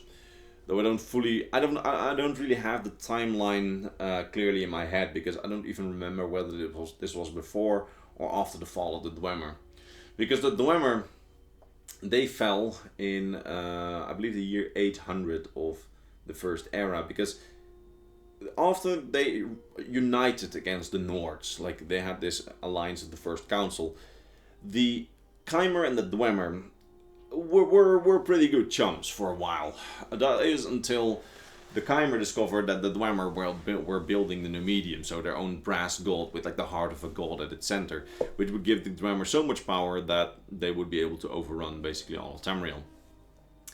Now, the Chimer weren't big fans of this, obviously, so that's when the War of the First Council started. And the War of the First Council is the conflict between the Chimer under Indoril Nerevar and the Dwemer under Dumak, and I believe also Kagranek, like the chief architect of the Numidium. The Chimer very much won this war. The Dwemer had already been like weakened by the war with the Nords, and also the War of the Crag, which was like in Skyrim, which didn't really have much to do with the War of the First Council, now that I think about it, because the city-states in Skyrim were independent, while like independent from Morrowind. War of the Crag, by the way, is the fact that they enslaved the remaining Falmer, like the Snow Elves, who were by now being like persecuted by the Nordic Empire, and the Dwemer took them in and then enslaved them, and eventually these Snow Elves, which have become blinded and become enslaved, they rose up against their Dwemer masters, and this led this like big underground war, which like apparently took decades, from like Falmer against Dwemer. That was called the War of the Crag. So that already weakened the Dwemer in Skyrim. But their brethren in Morrowind, they were also not doing too hot, since they were quickly losing the war against the Chimer. And the Chimer started climbing Red Mountain, like they were starting to invade Red Mountain, where they were building the Numidium. And it seems that as the Chimer entered the Heart Chamber, the chief architect of the Dwemer, Kagranek, I don't remember whether it was him or any of the other Dwemer, but someone from the Dwemer tried to activate the brass gods of the Numidium in like this last ditch attempt to activate the unfinished big terror robot god in order to like defeat the Chimer. But instead of it leading to Chimer defeat, it led to all of the Dwemer disappearing. How exactly this happened, we don't know. Whether or not they can return, we don't know. All that we know is that all the Dwemer that were at that point on Tamriel and in the mortal plane, they vanished. There's only one Dwemer left, Yagrun Bagarn, who was at the time in Oblivion. And when he returned, all of his brethren were gone. Yeah, there's 1,000 interpretations, thousands of different reasons why they could have disappeared. A lot of people think they zero-summed, a lot of people think that it was punishment from the gods, a lot of people think that something went wrong, and a lot of people think that they might have actually become gods in a parallel universe. There's thousands of things that could have happened. But what we do know is that this disappearance of the Dwemer led to a very interesting situation where in the realm Nerevar, so the leader of the Chimer, together with like his closest council, Almalexia, Vivek, Sothasil, and Dagoth at the time Thorin Dagoth, they were left in the heart chamber with this almost finished Dwemer death robot god and a very powerful heart of a god, the Heart of Lorkhan, and the 3 tools, Keening, Sundra, and Wraithguard, which were basically just, they were there, and they could use it to become very powerful themselves. Basically, Nerevar said, let's ask Azura, our most important goddess, and goddess Daedric Prince, what we should do. And Azura said, don't use him. Problem, while they were asking Azura, they left Thorin Dagoth in charge of keeping a watch of the heart, and he couldn't resist using the tools on the heart themselves to make himself a god, Dagoth and then they defeated him, from what I remember. It's strange that I don't have the backstory to Morrowind that well in my head. They defeated Dagoth and then the Tribunal seems to have killed Nerevar, like the Sothasil, Vivek, and Almalexia, and they then use the power of the heart to make themselves gods, and they become the living gods of Morrowind. And for this betrayal of Nerevar, Azura turned the entire Chimer race into the Dunmer, so the Dark Elves. She gave them their ashen skin and red eyes in like punishment for the Tribunal's betrayal and their attempt to make themselves living gods. Now, eventually, this of course didn't end very well, since the Tribunal ended a few years before Oblivion in the events of Morrowind, the Elder Scrolls 3 Morrowind, when at the end of the Second Era, Dagoth returned somehow, and they basically failed to take the Heart of Lorkhan from him. Like, they had to go back to the Heart of Lorkhan to renew their powers, but Dagoth reawakened in the Heart Chamber. And he had access to the heart, and the Tribunal didn't, meaning that the Tribunal would become slowly less powerful, less powerful, less powerful. Meanwhile, Dagoth would become more powerful, which eventually led to the Tribunal's downfall near the end of the Third Era, where the new Reverine, so the player of the Elder Scrolls 3 Morrowind, would eventually kill Almalexia, while Almalexia had killed Sothasil. The new Reverine would kill Dagoth and it's suggested that they may have killed Vivek as well, although Vivek disappeared. Yeah, that's an interesting part of the histories where I am not too much of an expert on the Tribunal, not at all, but I think that the history itself was worth repeating, and I think real Morrowind fans probably will be roasting me in the comments for the fact that I probably got some events out of sync, since I think that Dagoth was like Thorin Dagoth first used the heart and then was like defeated, after which only then I think Nerevar was like, what should we do with the tools? And then Azura said, don't use them. Then Tribunal killed him and used them. I think that's the order of events, or perhaps it really was that Thorin Dagoth used it while they were consulting Azura. I don't think the order truly mattered. I think the outcome in this matters more. If you want to know the true order, maybe look it up. I don't have it in my head anymore. But still, the disappearance of the Dwemer as a result of the activation of the new medium. Because do remember that, like, activating the new medium, so activating a device which would unlock the full power of the heart, or just using the heart to siphon off power and make yourself a god, those are two very different things. Like, the Tribunal never tried to activate the new medium, as far as we know. They just siphoned off power to themselves from the heart, making themselves powerful. Meanwhile, the Dwemer tried to unlock the full potential of the Heart of Lorkhan, so the heart of a god, to make their own metal brass god, which would be far more powerful than anything the Tribunal could have ever dreamed of. But that activation of the new medium led to the disappearance of the Dwemer. And how it happened, like I said, we don't know, but what we do know is what the after effects of this were. Because, like I said, all the Dwemer disappeared, but not just the Dwemer of the faction that tried to activate the new medium, so not just the Vvardenfell Dwemer, but all the Dwemer around Tamriel disappeared. And the thing is that meant that we had city-states in Skyrim and Hammerfell, where in Hammerfell you had the Rurikon Dwemer, and in Skyrim you had the... I don't remember Dwemer. There was like this specific clan as well. I believe it was Clan Kragan, which like settled in Skyrim, who all at once as well disappeared. Like the entire race was just deleted from like the mortal plane. And this led, first of all, to their cities becoming completely abandoned, except for the cities in Skyrim. Because in Skyrim there was like the civil war going on, again, the War of the Crag, between the Falmer, so the formerly enslaved Snow Elves, and the Dwemer. And suddenly these cities would all become infested with the Falmer. Because, like, yeah, suddenly the ones that they had been fighting against were gone, except for all of their autonomous robots, so the automatons of the Dwemer. It seems that what happened is that the Falmer kept fighting for a little bit against like these automatons and eventually just took control of the Dwemer cities. But what we don't know is whether or not the Falmer had already devolved in their intelligence or not. Like become like these savage creatures that we find in the Elder Scrolls V Skyrim, or whether or not they were still somewhat lucid.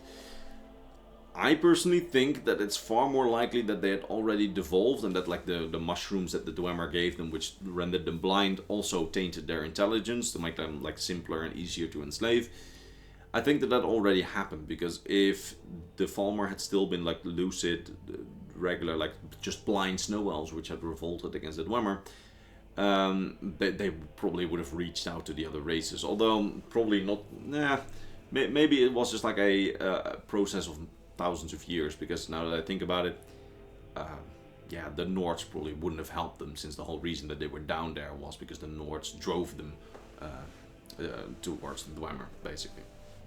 Now, the interesting thing about the Falmer, though, is that the Falmer, while they are blind and savage, we do know that they have somewhat of a culture. Like, I explained this in one of my videos, which wasn't really recent, but semi-recent, where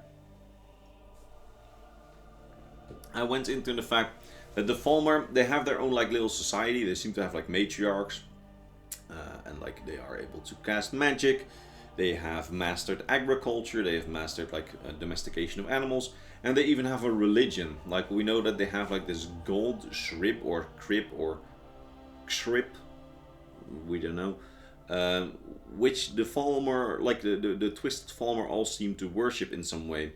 We don't really know what this weird ass god is of theirs, but we know that it exists, and we know that they worship it. And it seems that not just like one sect of Falmer worship it, but like all of them seems to worship this vague god, which is interesting because it doesn't seem that all Falmer populations are necessarily connected.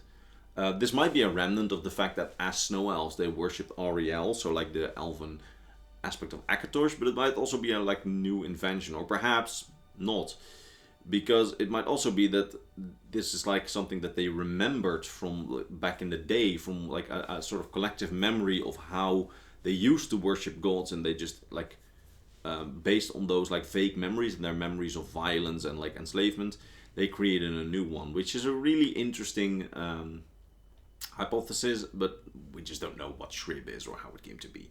Like that's we know very little about Shrib, but it's a very interesting thing to think about, especially when you hear that Galabor, so like the Paladin Galabor, one of the few living Snow Elves that we can still meet, if he's alive or whether he's a god, a ghost, we just don't know. But he says that over the years, so he's been alive for like millennia, he says that over those millennia he noticed a rise in the intelligence of the Falmer. So it seems that over the generations they're becoming more and more intelligent again, and he actually hopes that this means that eventually they'll be able to like communicate again with the, and I'll wait.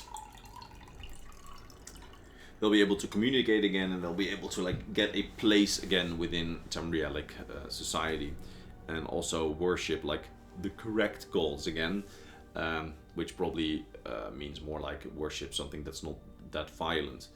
Give me 1 second actually, because I see that one of my two lamps is starting to fail. I need to fix it. Like, give me 1 second.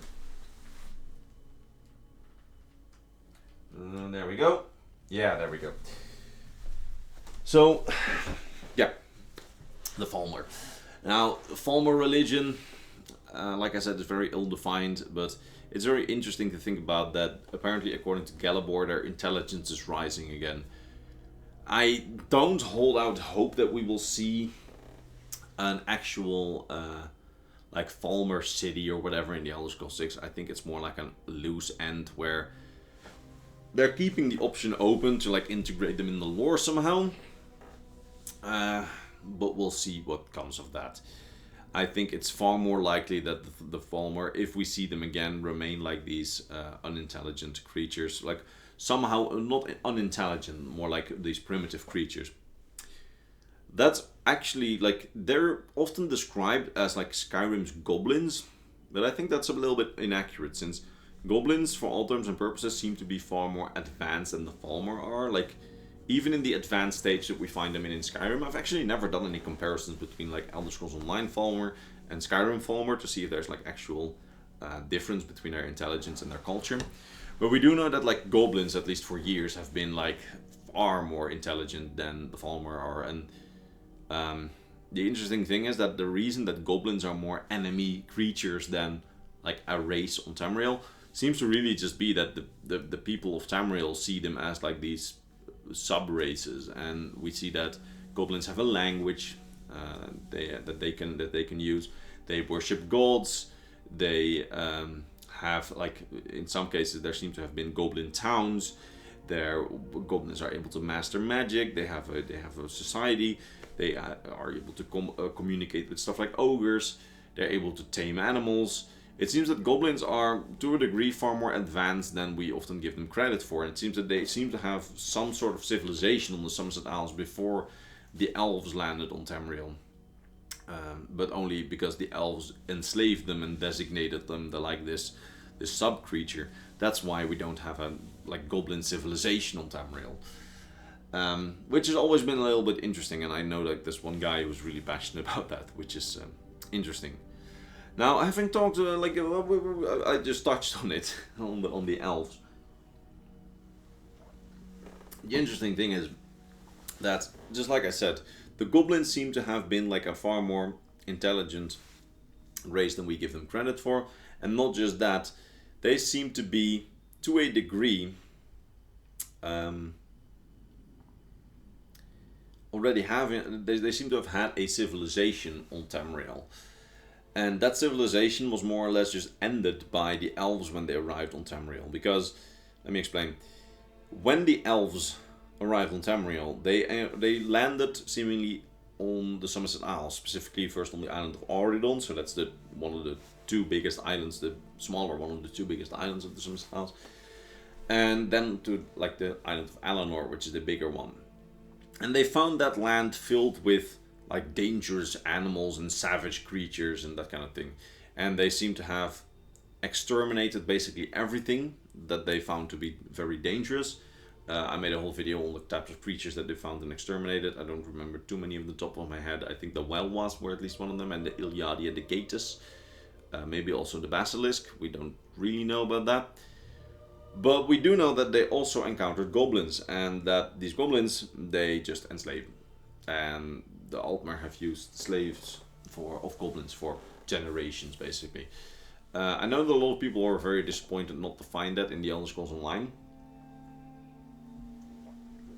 And it was a bit of a weird omission, especially since there's definitely mention of goblin slavery in the Elder Scrolls Online's base game. But we just didn't find it in the game. Which was a bit weird, but hey, who cares. But talking about the elves, I think one of the more interesting topics is also like the early Meretic era.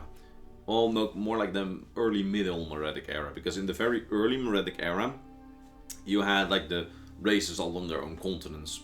Humanity, apparently on Atmora, the elves on the continent of Aldmeri, which may or may not be this mythical continent. It may or may not have been real or not.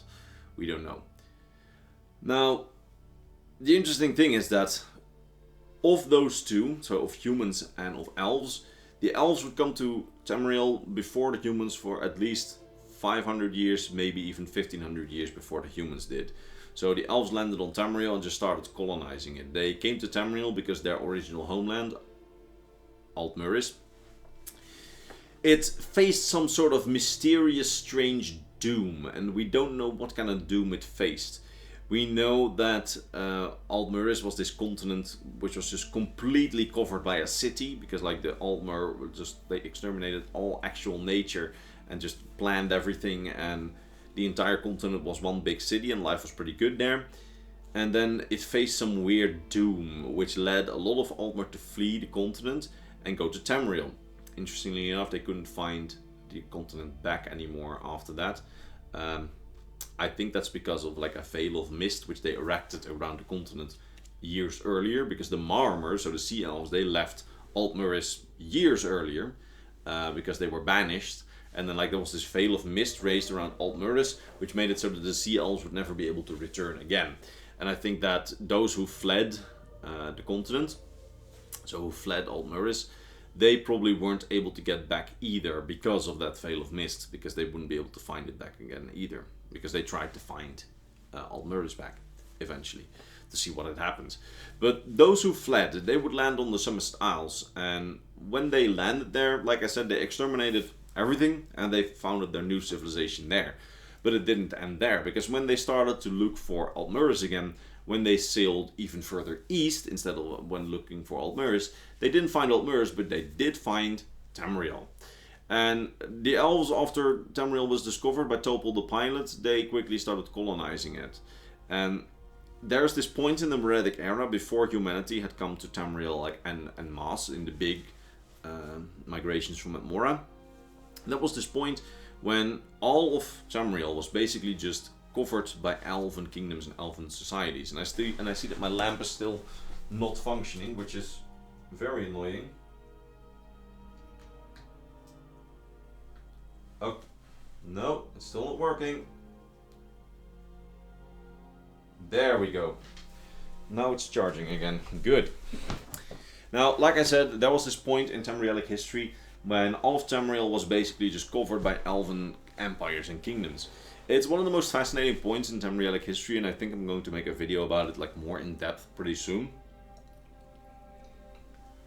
But the interesting thing about that part of Tamrielic history is that first you had like the motherland, which was the Summerset Isles, where the Aldmer with a D, like the progenitor race to all the elves, was called the Aldmer. Those were the elves who came from Aldmeri to Tamriel. The Aldmer there would keep a sort of motherland in form of the Summerset Isles, where they would eventually evolve into the Altmer with a T, so the High Elves that we know in Tamriel, so the modern day High Elves. But from them, there were several exodus and several colonizations of Tamriel. First you had, well not first, I don't remember what order it happened in, but I know that groups of elves went to Tamriel to colonize it and to found new civilizations. You had the prophet Veleth, who for religious reasons led his people to Resdain, which is modern day Morrowind, where they became the Chimer. We know that at a very early stage, the Dwemer, so the Deep Elves, had already left and they founded their civilization in Morrowind as well. So there they founded their civilization underground. Meanwhile, the Chimer were above ground. And we know that there was a subsection of people who went to Skyrim and found their civilization there. They would become the Falmer or the Snow Elves. You had the Tyranny Elves, who were very close to just regular High Elves. Like they would become, they remained culturally and like appearance-wise closest to the High Elves. And those Tyranny Elves, they settled in High Rock. And you had, of course, those who would become the Bosmer through mysterious means. The Bosmer creation myth actually says that they were already there and they were created in a different way.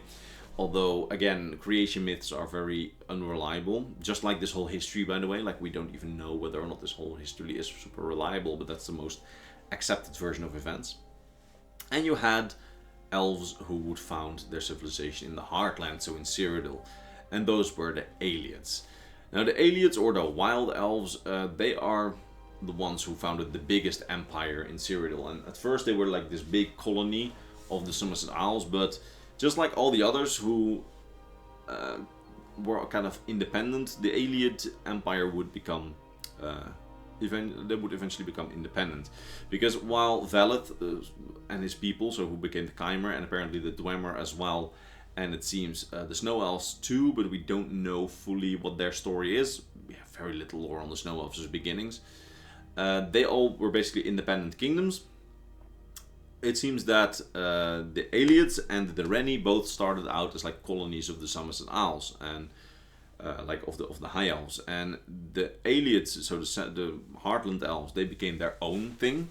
Meanwhile, the Rennie stayed very close to the High Elves. And the interesting thing about the Ayleids is that the Ayleids, they at first really resembled like culture on the Somerset Isles, but quickly they became different.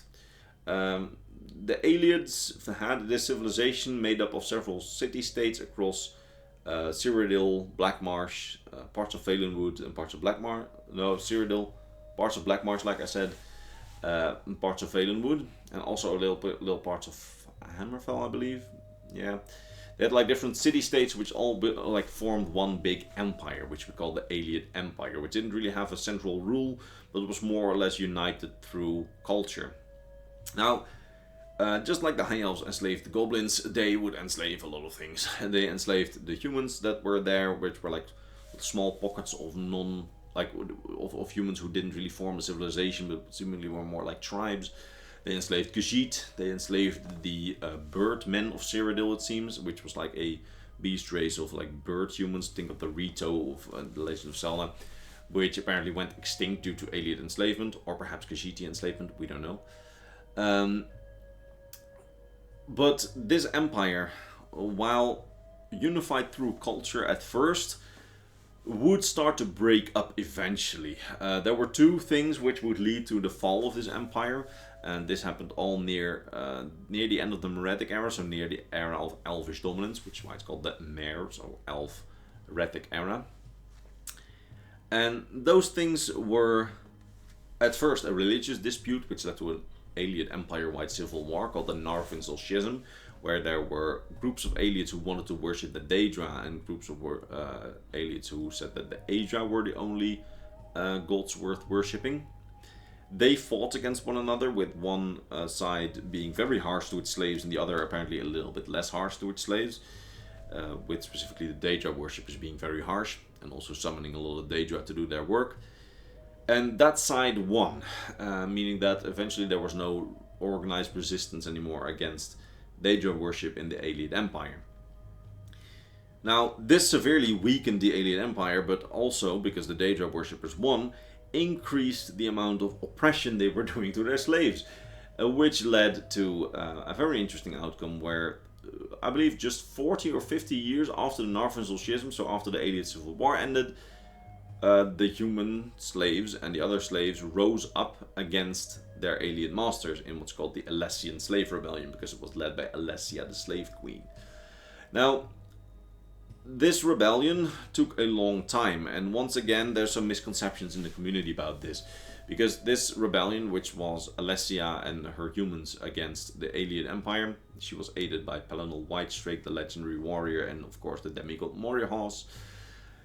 This rebellion was not just humans against Ayleids, it was also humans and other base races against Ayleids, and crucially Ayleids against Ayleids, because some kingdoms actually supported Alessia's rebellion, probably the formerly Aedra worshippers who lost the war, at least that's what I think. This meant that after Alessia had overthrown central Ayleid rule, there were still some Ayleid kingdoms part of the new human empire. If you remember to earlier in this whole big ramble, there was the Nordic Empire, but the Nordic Empire at this time already existed and seems to have helped in some way, from what we know. At least that's what I remember. But there was like this second human empire being created in the south now by Alessia and her later heirs, who would become the emperors of the Cyrodiilic Empire. So this was the first Cyrodiilic Empire. Now, at first, under Alessia's rule, these Ayleid kingdoms which supported her, they were still very much part of the empire, and it seems that unlike the proto-elder council that she had, there were some Ayleid kings. But later on, a movement called the Alessian Order, who were like basically human supremacists, they overthrew, well, not, I don't remember if they were fully human supremacists, but I think that at least that was the outcome, that the Alessian Empire would become very human supremacist, very much against elves, meaning that eventually there were like pogroms against these Ayleid empires who had, or Ayleid kingdoms who had helped humanity overthrow Ayleid rule, which is actually like, which was basically the final nail in the coffin for like Ayleid culture. There were some holdouts, but slowly the Ayleids would disappear. Now, a similar thing, just like I said, happened with the Snow Elves, of course, who first were like second-class citizens to the humans and were then exterminated. And the Tyranny Elves faced not a similar fate, but rather the Tyranny were overthrown, so in High Rock were overthrown by the invading Alessians. And the Tyranny, to some extent, still exist, actually. Like, at least in the Elder Scrolls 2 Daggerfall, so in the 3rd era, there are still some Tyranny elves left, but they mainly live on Balfiera, so that's the island with the Adamantine Tower on it in High Rock, which is the oldest structure on Tamriel, according to legend. Let's see, yeah, the elves in Valenwood were never overthrown, and neither were, of course, the inhabitants of Morrowind, except that one of the two disappeared. Like I said, the Dwemer just disappeared. Now, after these empires fell, so the Ayleid Empire fell, the Snow Elf Empire fell, and the Tyranny were driven back. That's really like, there's a point after, like, we often call the Meretic era and the Meretic era because it's the era of elvish dominance. But the first era only started not because the elves' dominance ended. The first era started because the king of Valenwood at the time, who united Valenwood, I believe his name was Eplear. Right? Yeah, Eplear Cameron. He united all the Bosmer, and then he was like, you know what, let's start keeping the time. And he started, and he said that, okay, this is the first era, and then everyone seems to have followed him. This probably was a longer process, but it's so long ago that we just have no lore sources on it. But there's a period in the first era, like the first 500 years or so, when there's still very much elven presence on Tamriel. And in some parts, elvish dominance had already ended. Like in Skyrim, far before the first era, Snow Elves were already second-class citizens, so it was no longer an era of elvish dominance. And neither it really was, well, it was, never mind. Sorry, I was rambling. But yeah, in Skyrim, Snow Elf dominance had already more or less ended. And in Cyrodiil, Ayleid dominance would remain for a bit. Like, I believe it's like 200 years or 150 years or so into the first era. That's when the Ayleid Empire fell eventually to the Alessian Slave Rebellion. And then even later is when the Tyranny Elves of High Rock would be driven out and driven away by the Alessian Order. So it's not really like the Meretic era to first era is really like this hard cut-off point of elvish dominance on Tamriel. It's more like a slow process which began near the end of the Meretic era and ended somewhere in the first few hundred years of the first era, where really a lot of Tamriel, specifically in the provinces that we now know as the human provinces, their rule shifted from the elves to humans in mostly very violent ways. Now, the interesting thing is, I'm starting to really ramble. The interesting thing here is that Hammerfell specifically, I haven't mentioned before. And that is because Hammerfell was inhabited at this point by Needs, so proto-humans, who either came from Atmora a long time ago or were native to Tamriel. Pick your poison on the theory. Again, I think that they came from Atmora because of this whole yada yada yada yada yada. Doesn't matter. But these star worshipping humans, because that's what we know about them, they worship the stars. They lived in Hammerfell and they had their own civilization there. It was a harsh land, but they had their own civilization. That is until after the year 800 something of the first era. Because what happened in the year 800 something on the first era? It was was not the Dwemer disappearing, because the Dwemer disappeared in the year 800. It was the Red Guards, or the Yukudans at that time, arriving on Tamriel. Now I'm going to quickly disregard a popular theory that Yakuda is like this place in the past. I think that that's not the case, because we can literally have there's literally some records of people still visiting Yakuda, and we know that on Yakuda in the Second Era there's still stuff going on, like there's like religious fanatics still living there and that kind of thing. So even if that was once Bethesda's intention by Oblivion, where we already know that people went to Yakuda, like traded with the remains of Yakuda, that was probably no longer the intention. Even if it was the intention before, that it was in the past, it probably no longer is now. Now, Yakuda in the long past, like in the distant past, so that's in the first few centuries of the First Era and like in the Nordic Era, it was this massive continent, apparently 4 times the size of Tamriel. And on it you had 2 major powers. You had the Yakudan Empire, so that was the ancestors of the Red Guards who had their own empire there. And you had the so-called Sinistral Elf, or Left-Handed Elves Empire.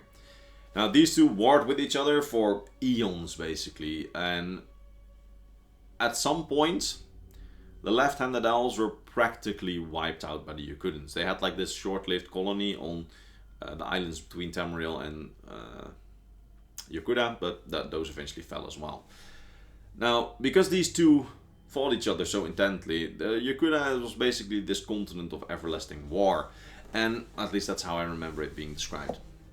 And I don't really remember whether or not it happened in this war or in a civil war between the Yakudan kingdoms themselves, so whether or not it was a like human civil war, or whether this was part of the whole war with the elves and the humans. But eventually the Yakudans used this power, or something happened which led to Yakuda as a continent slowly starting to, or quickly, we don't know the speed, when Yakuda starting to sink into the sea. And basically a lot of the continent became submerged and just faced this doom as well. Just like Aldmeri and Atmora, even though I haven't mentioned it yet. And the interesting thing here is that we don't know any specific information on why it fell, but we do know that like the Ragada, the invasion force, which the Yakudans used to conquer Hammerfell on Tamriel after their own continent died, was formed in order to conquer Hammerfell, or at least conquer parts of Tamriel to find a new home. Because it was clear, there was like this period where it was very clear that Yakuda would die out and sink into the sea. And that's when a lot of the Yakudans just formed into armies, set sail on ships and tried to find a new home in Tamriel. And they just happened to completely conquer the province from these formerly star-worshipping Needs. And they just conquered Hammerfell. And that's how the Red Guards, who are the descendants of these Yakudans, came to be on Tamriel. Now, Yakuda itself mostly sank into the sea. Like I said, there's like this small part of Yakuda left. You could, if you Google Yakuda, you can see like the little map that came with the Elder Scrolls Red Guard, which is over here. No, it's not here on the map actually. It is not on the map on the cover of the box, but there's like this small island chain left, which still, like, they have islands which are about as big, I think, as the Somerset Isles in its totality, but that's not 4 times Tamriel. Like, the biggest part of Yakuda sank into the sea, and we know that by the Second Era there's still like some mines open in these islands, which I think used to be like the highest mountaintops, where I believe that certain gemstones are mined, and like we know that on Mount Hatu, which was like the highest mountain of Yakuda in the past, that was now one of the islands. That's where like religious fanatics still live, who were like fanatically worshipping the ancient Yakudan religion. That's what we know, at least, of what remained of Yakuda. But it's interesting to know that all of the like home continents, so we're talking Aldmeri for the elves, Yakuda for the Red Guards, and Atmora for like the human races except for the Red Guards, at least according to my theory, at least the playable human races, because I think that the Kathringi, which are like really weird silver-skinned humans, and the Orma, which are like eyeless humans, that those were native to Tamriel. It's interesting that those continents all face some kind of doom, because I've mentioned Aldmeri is facing this weird, unexplained doom, and I've mentioned Yokuda sinking into the sea. But what's even more interesting is that Atmora, so the homeland of the humans, that fell to the so-called Frostfall, which is a really weird event in which Atmora slowly started to face an ice age. Slowly but surely the temperature in Atmora dropped, because we know that Atmora used to be very much like Skyrim. It used to have plains, lush forests, etc. But by the third era, by the end of the first era, middle of the first era even, it was just this snow field where nothing could still like live. It quickly transformed into an ice age, basically. And that's why the final migration from Atmora were like these stragglers who could no longer survive on Atmora, and like they arrived in Tamriel starved and half dead. But Atmora faced a doom as well. That's an interesting concept where all of the homelands got somehow doomed, and that's also one of the reasons why a lot of people believe in the theory that they were like previous timelines, because like somehow all of these timelines ended. But I don't really believe in that for the very simple reason that, again, we know that there are survivors on Yokuda who are still living there, like religious fanatics. And we know that there have been several expeditions to Atmora where literally like ruins of humanity have been found, and it's just been frozen over. I believe it's one of my favorite lines was like, yeah, all that they found was like completely buried halls with dead kings in them, like the skeletons of dead kings, which I always found interesting, and I found it a cool concept. I just find the whole idea of like going to Atmora again really compelling as well, which is why I kind of think that they will probably send the Dragonborn there just to like find out about like new shouts and that kind of thing, because it's like this, I don't know, it's this abstract place where they still worship like the animals, and not even the animals themselves, because like I explained in my video on the ancient Nordic religion that it seems that at first the Nords used to, like the proto-Nords, used to worship not the animals directly, but they worshipped like this abstract set of gods, which was very similar to later pantheons of gods, which resembled animals. Like you had a sort of humanoid man with like a fox head, which was called the fox, and foxes were like his holy totem animal. That's how it used to work. And then the dragons came and overtook the religion, and then Alduin came and like radicalized the religion, and then the dragon cult fell, and then because they were on Tamriel, the Nordic pantheon got like infused with elvish influences, because it seems that like humans who came before the Nords, they already like abandoned dragon worshipping and already took on versions of the elven pantheon, which then influenced the Nordic pantheon. It's really interesting. You should watch that video. It's one of my, personally, I think it's one of my better ones. Even though I'm not really a Tamrielic religion expert, I always found that to be a super interesting topic. It's one of the things that I'm always, I don't know, a little bit hamstrung by, is that I'm just not an expert on Tamrielic religions at all. Like, I'm an expert on like the world building stuff. I know a lot of like concrete history about Tamriel, but not really the religious and metaphysical parts. It's never been too interesting to me. I've always just more been interested in the world building lore in general. Just like I started out with like the 4th era, just that whole history of like the developing tensions between two great powers. It's super interesting to me, and just the aftermath of falling empires is also super interesting to me, and like the rise of empires. I mean, we've talked about the Alessian Empire, but that was the first Cyrillic Empire. But there's been like 3. There was the second Cyrillic Empire, the Reman Empire. The third Cyrillic Empire was the Septim Empire. And then some people call the Mede Empire the 4th, but I think it's more or less a continuation of the Septim Empire. But I mean, the Reman Empire just in general was super interesting as well. I keep saying that things are super interesting, but this is the Elder Scrolls universe. I wouldn't be making videos about this for 10 years if I didn't think it was super interesting. But the Reman Empire itself, as a concept, is, I'm going to avoid saying super interesting, but is quite interesting. Because there's this whole myth about the start where since the days of Alessia, since the days of the fall of the Alessian Empire, the Amulet of Kings, which was basically Alessia's soul and the other emperor's souls all in like one jewel to keep the Oblivion at bay, the Amulet of Kings was lost, and then suddenly some farmer found Reman Cyrodiil on a hill after like King Hrol of the humans apparently had intercourse with the hill, which was like the spirit of, I think, Akatos or Alessia, I don't remember, or Kain, I don't remember. Like, this is what I mean. I'm bad with myths and religion. But then he found like a baby which had like the Amulet of Kings on its brow, which became Emperor Reman Cyrodiil, or King Reman as he was at first. Now King Reman basically united Cyrodiil, and then what happened was, at a very similar time, King Reman was Dragonborn, by the way, just like all the emperors. At the same time, invaders from the continent that we haven't mentioned a lot yet, Akavir, came to Tamriel, and they started invading Tamriel from the north, so started invading from Skyrim. And Reman went to the north with his armies to stop them from in their invasion. Now, reportedly, these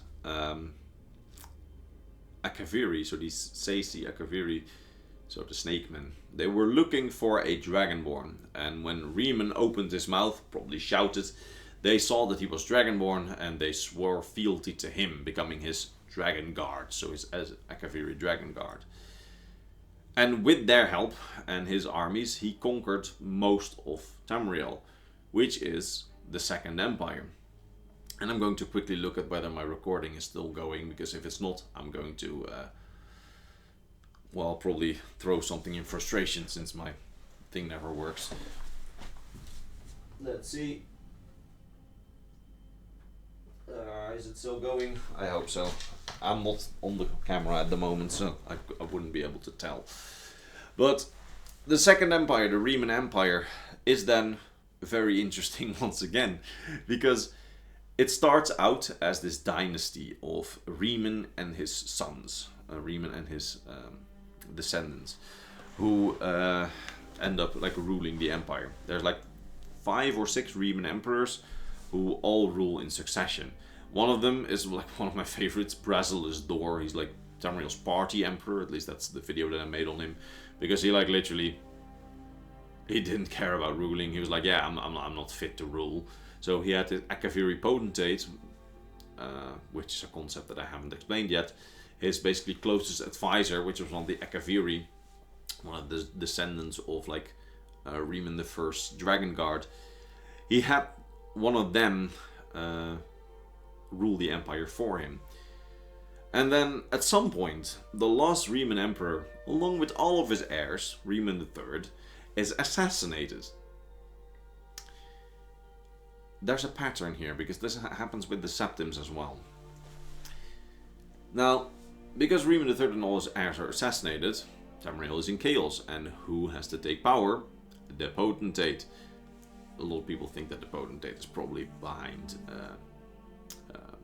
the murders, behind the assassinations. Now, the interesting thing is that here starts a period called the Akaviri Potentate period. So that's the start of the second era.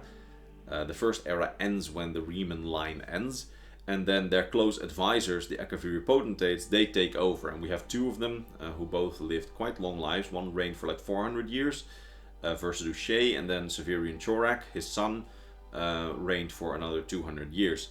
That's when the empire just didn't have an emperor, but still was held together by this Akaviri Potentate.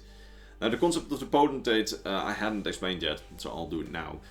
Basically, Reman, in exchange for their fealty, took one of the Akaviri as like his close advisor. And then that was basically a tradition where every Reman emperor had their own Akaviri close advisor, Akaviri Potentate, who took over the reins of the empire when the emperor was busy or when the emperor got assassinated. Now, Versailles Shea, the Potentate of Reman III, is very much suspected by a lot of the community that he is the one that ended up killing, had the assassinations arranged of Reman III and all of his heirs. Now this, of course, led to a period of 600 years or so where Tamriel had no emperor, but was ruled by the Akaviri Potentates. And the Potentates, they ended up being pretty competent. That is, until the point where the Potentate, the Severian Chorak, the last of the Potentates, was also assassinated, along with his heirs. Throwing Tamriel into a big period of time of chaos called the Interregnum. And now that Interregnum, Tamriel basically fell apart once again. Like the empire that had been fell apart. And yeah, there was this period of infighting where we don't know a lot, but like after the year, I think it was 600, right? 600? Or earlier, I don't remember. Somewhere in the second era, the Reman Empire fell, and then Tamriel once again split into several different powers, where he had basically the provinces all doing their own thing, and there being like this infighting over the imperial throne on in Cyrodiil. And once again, I'm very paranoid, so I need to take a quick look at my camera. Okay, yeah, it is still working, because I didn't know. I put this thing here to check whether or not it was still working, since the Oblivion Gate is pulsating. Meanwhile, meaning that if my camera freezes, I should like see it pulsating, but the previous time I looked, it was I didn't look at it very clearly. I wasn't able to see it, but now I did see it. Now this interregnum period, like I said, there was a lot of infighting, and there was actually one like really short-lived dynasty of like 70 years, where Durkarach the Black Drake, that's how his ghost at least, pronounces his name himself, a Reachman, actually managed to conquer large parts of Tamriel, where he had like parts of Skyrim and Hammerfell in the Reach. He was a Reachman warlord, and he conquered Cyrodiil, and then he became emperor, and then one of his sons managed to conquer large parts of High Rock. That was like a dynasty of 3 emperors: Durkarach, Morikar, and Leovic. There's like this whole plot with them, with Mehrunes Dagon, that they were Mehrunes Dagon worshippers and that Mehrunes Dagon helped them. I'm not going to get into it for the very simple reason that I don't remember enough about it to give you like a good summary of the plot anymore. I know that like Mehrunes Dagon's essence was like fueled into several different kids, which would allow him to go into the mortal realm. I don't remember it fully. It's been too long since I played that quest line. But that little dynasty was actually pretty interesting, because that dynasty was the first like continuous dynasty of emperors and first empire, which actually like tried to reunite Tamriel again. And from what we know, Durkarach and Morikar actually both tried to like do a good job. Like, yeah, they had like Mehrunes Dagon stuff going on in the background, but they were also providing some stability inside their empire. But then came Leovic. Leovic, the grandson of the original founder of the empire, like 70 years after the founding of the dynasty, he decided that instead of doing a publicly very good job, he tried to legalize Daedra worship, which wasn't a great idea, because that caused for a rebellion against him. And Varen Aquilarius, the like emperor before the Elder Scrolls Online, he led a rebellion against Emperor Leovic and then took the throne. And that's actually also starting off because like he ousted Leovic, and that's also interestingly enough, Leovic's body was thrown into the sewers and then later revived by necromancers. But I was just thinking about that. But that that started the beginning of the story leading up to the Elder Scrolls Online, because what happened was, after Varen Aquilarius took the throne, he was a pretty popular emperor within like the imperial territories. But the problem was that he had like this weird insecurity, where he was like, yeah, how could I be a legitimate emperor if I'm not Dragonborn and if I don't have the Amulet of Kings? So then 5 companions, like his 5 strongest warriors, himself, Sai Sahan, the Redguard Swordmaster, Lyris Titanborn, I believe she was his captain of his guard. I don't know, I think it was the other way around. I think she was like his personal bodyguard and Sai Sahan like the captain of his guard. Don't remember. You had his Chancellor, Abner Tharn, and then Mannimarco, the big necromancer, who then wasn't known as a necromancer but as a powerful sorcerer, they went to search for the Amulet of Kings. Why? Because Mannimarco said to Varen that he knew of a ritual which, if he was worthy, Akatosh would turn him into a Dragonborn if he presented the Amulet of Kings. This is not what happened, because they did find the Amulet of Kings. The problem is that once they tried to execute Mannimarco's ritual, turns out that Mannimarco had done a little bit of a betrayal. Because Mannimarco, instead of making him Dragonborn, exploited the fact that they had the Amulet of Kings and that they were at the place where Oblivion and Nirn were like almost separated, where Nirn was protected against Oblivion. He took that chance to corrupt that ritual that he talked about and instead opened the floodgates and shatter the veil between Nirn and Oblivion. And it's a bit of a mirror of Oblivion's plot, but this time instead of the veil shattering because the dragon fires went out because of the Mythic Dawn and the assassination of all the emperors, the dragon fires protecting Nirn from Oblivion went out because Mannimarco completely corrupted the ritual. And that allowed Molag Bal and several other Daedric princes to invade Nirn. Now this of course leads to the whole Elder Scrolls Online plot, which is still going on since they're now actually moving forward in time. So soon probably everything that I say will be outdated. But eventually the whole chaos of the Elder Scrolls Online period is overcome, and the Three Banners Wars, it's called, which we haven't even... I am so chaotic when I'm unscripted. Okay. So basically when the veil between Oblivion and Nirn is torn, right? So when the ritual is corrupted, Varen Aquilarius disappears. He is basically... I don't really remember what happened to him, but eventually he's just like this frail, blind old man called the Prophet, because like something happened to him, like he's been damaged. I don't remember how it happened.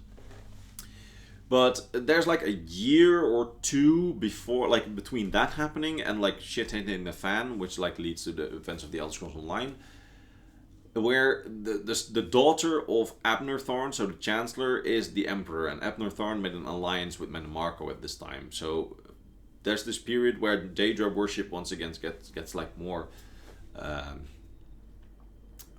internalized in the Empire, and there's this whole period where the Empire is like delving into chaos basically, and also eventually Daedra just enter Tamriel and start to invade and that kind of thing.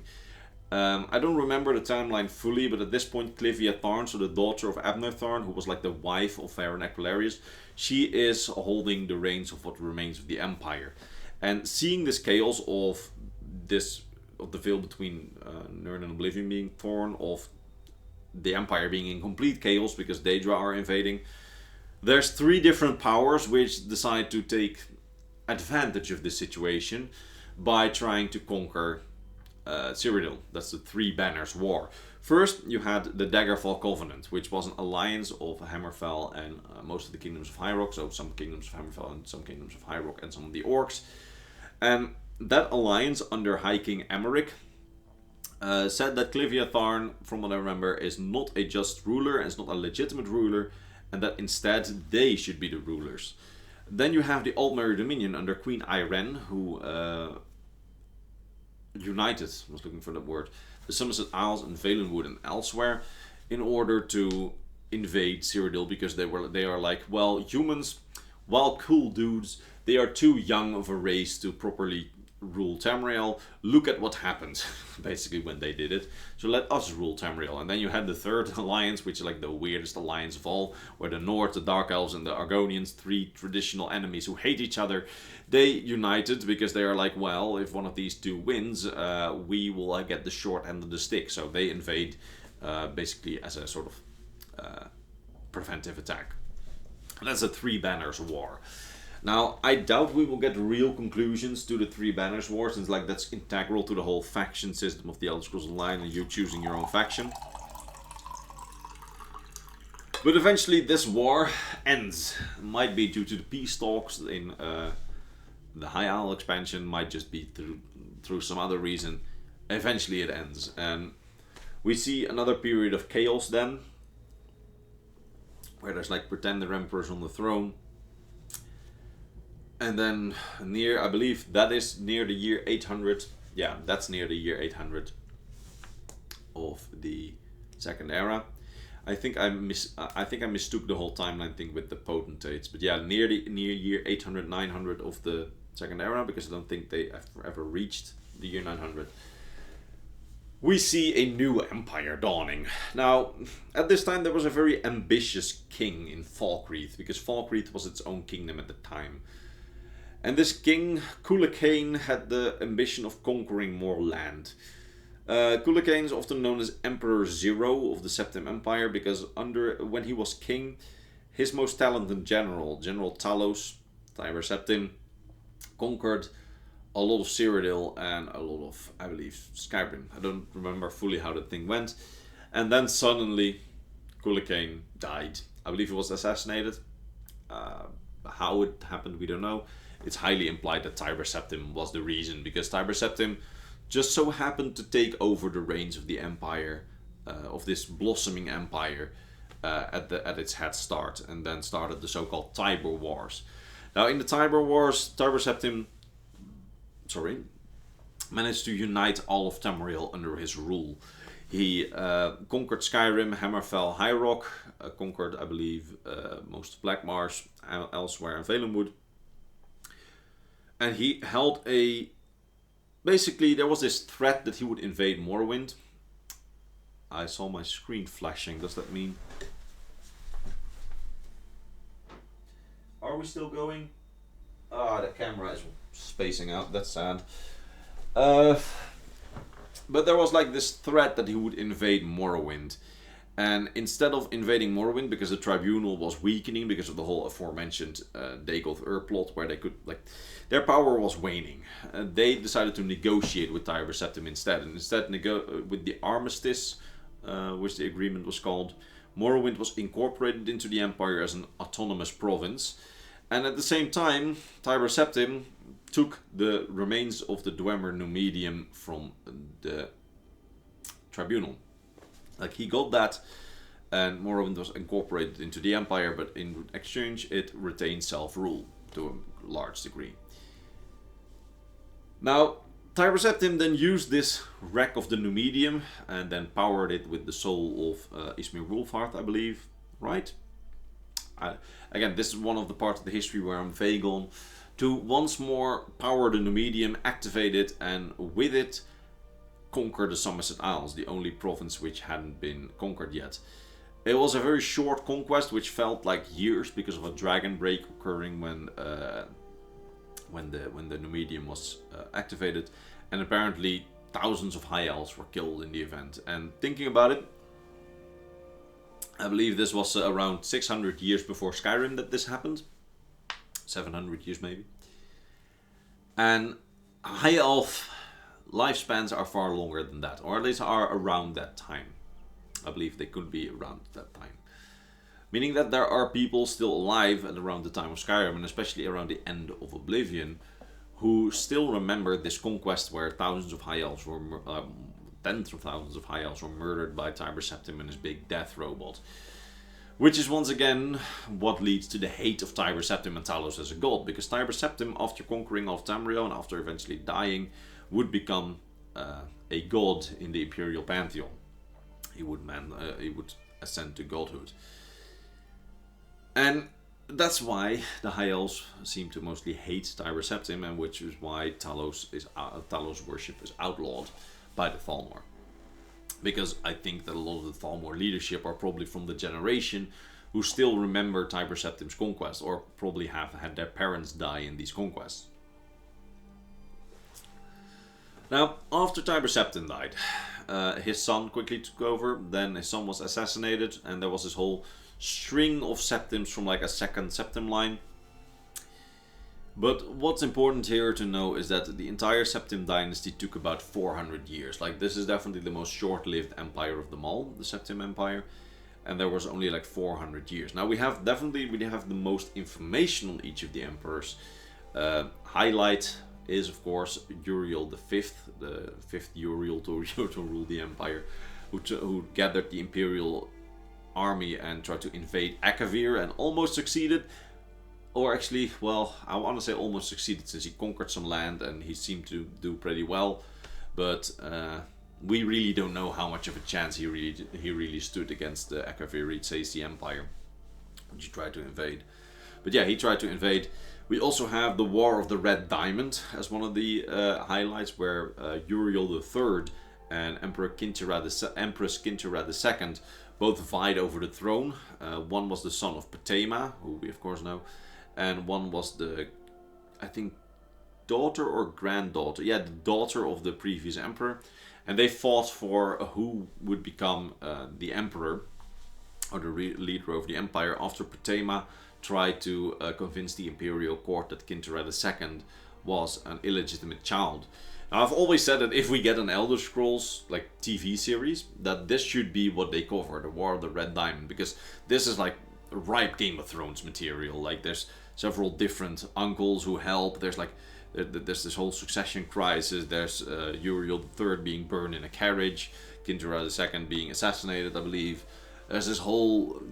It's a big conflict, which I think both the lead up to, so like the previous emperor dying and this daughter being called a bastard, and then the war, and then the end of the war, where like 3 different emperors eventually take over because they all are so sort of old.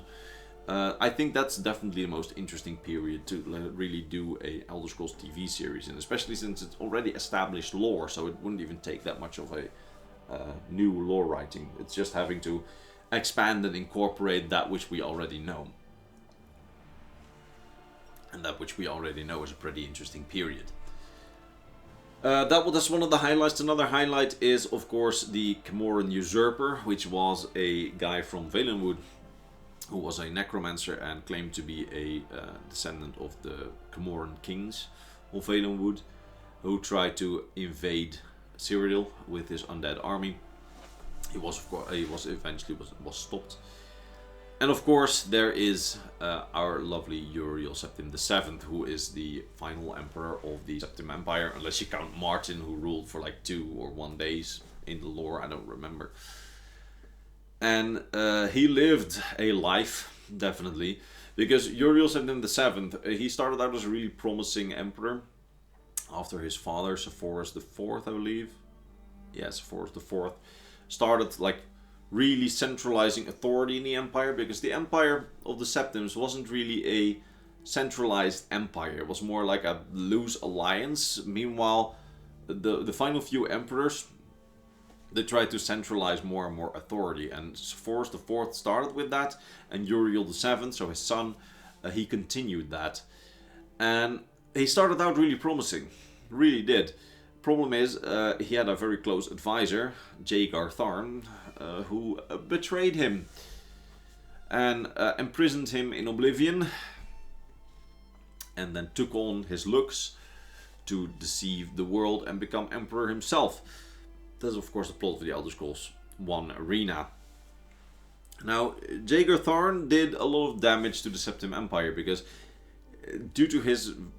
Basically, he seemingly just wanted to reign. He wanted to be the emperor, but he didn't want to really do any governing. And because there wasn't really any central governing, there were a lot of wars around this time, like the War of the Blue Divide. There was the War of Bendermark, which is like the war in the background of the Elder Scrolls Travel Shadowkey, where you have like East and West Dragonstar,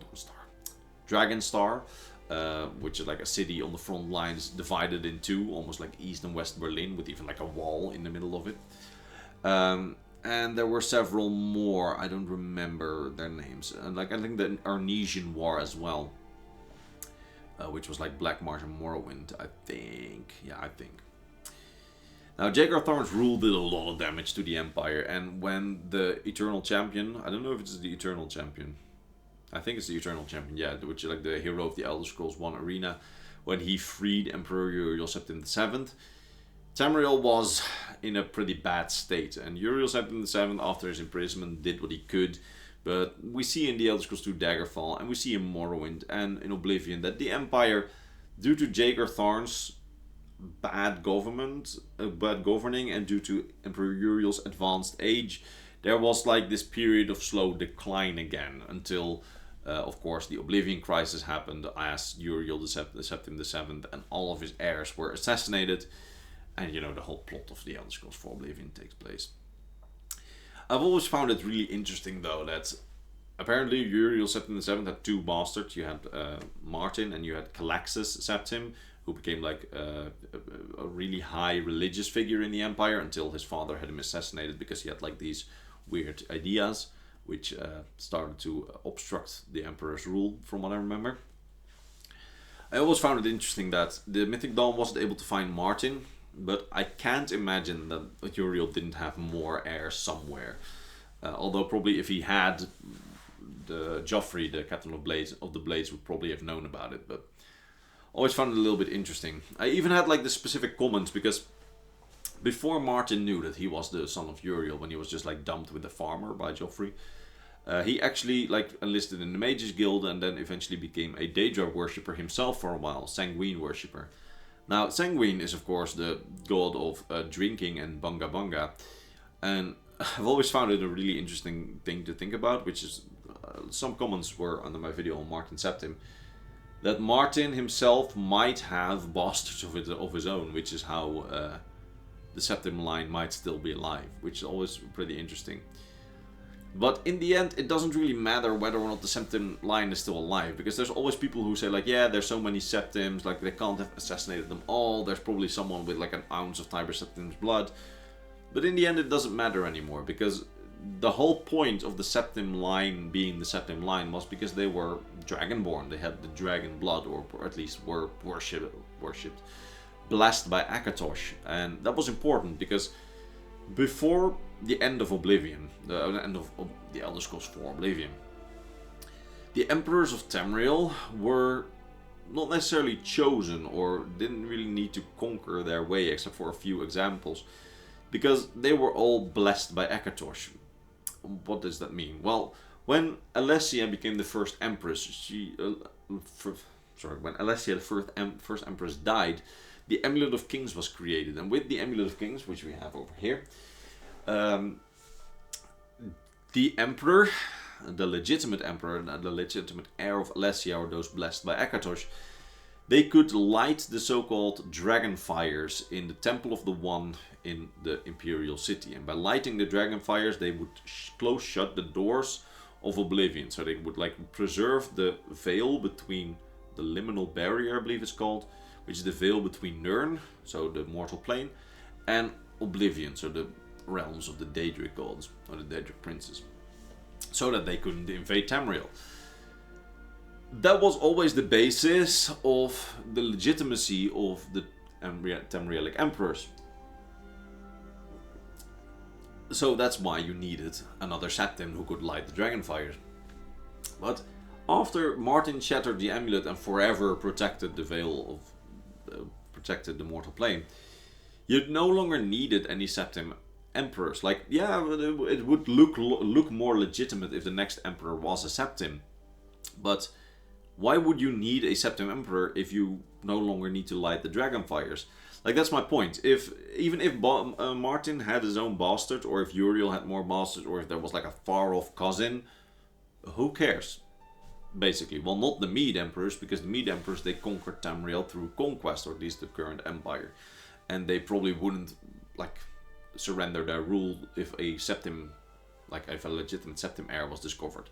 There would probably be like people who say like, yeah, they should be emperor, but like under what right? Why would you make them emperor?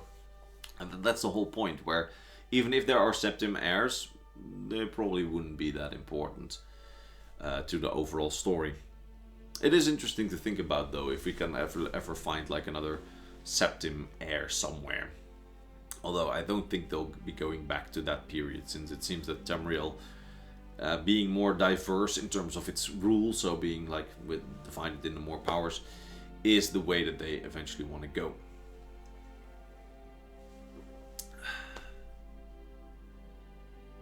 I'm falling silent.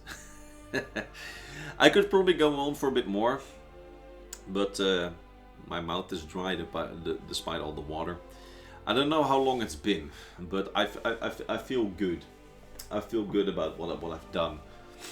I could go on probably for a bit more, but I have to think about something new to say, and I'd probably start talking about werewolves or something. I don't know. I am happy though with this piece of content. I'm hoping that you enjoyed it. If you watched it all the way through the end, which I don't think a lot of people did, but hey, maybe some people did. If you watch it all the way through the end, tell me what your favorite animal is in the comments. I'll know that you watched it all the way to the end. And yeah, I'm going to end this. I'm going to end my suffering and yours, and I hope that you enjoyed it. I drained almost all my water, so that's something. See you in the next lore video, probably coming week. Bye bye.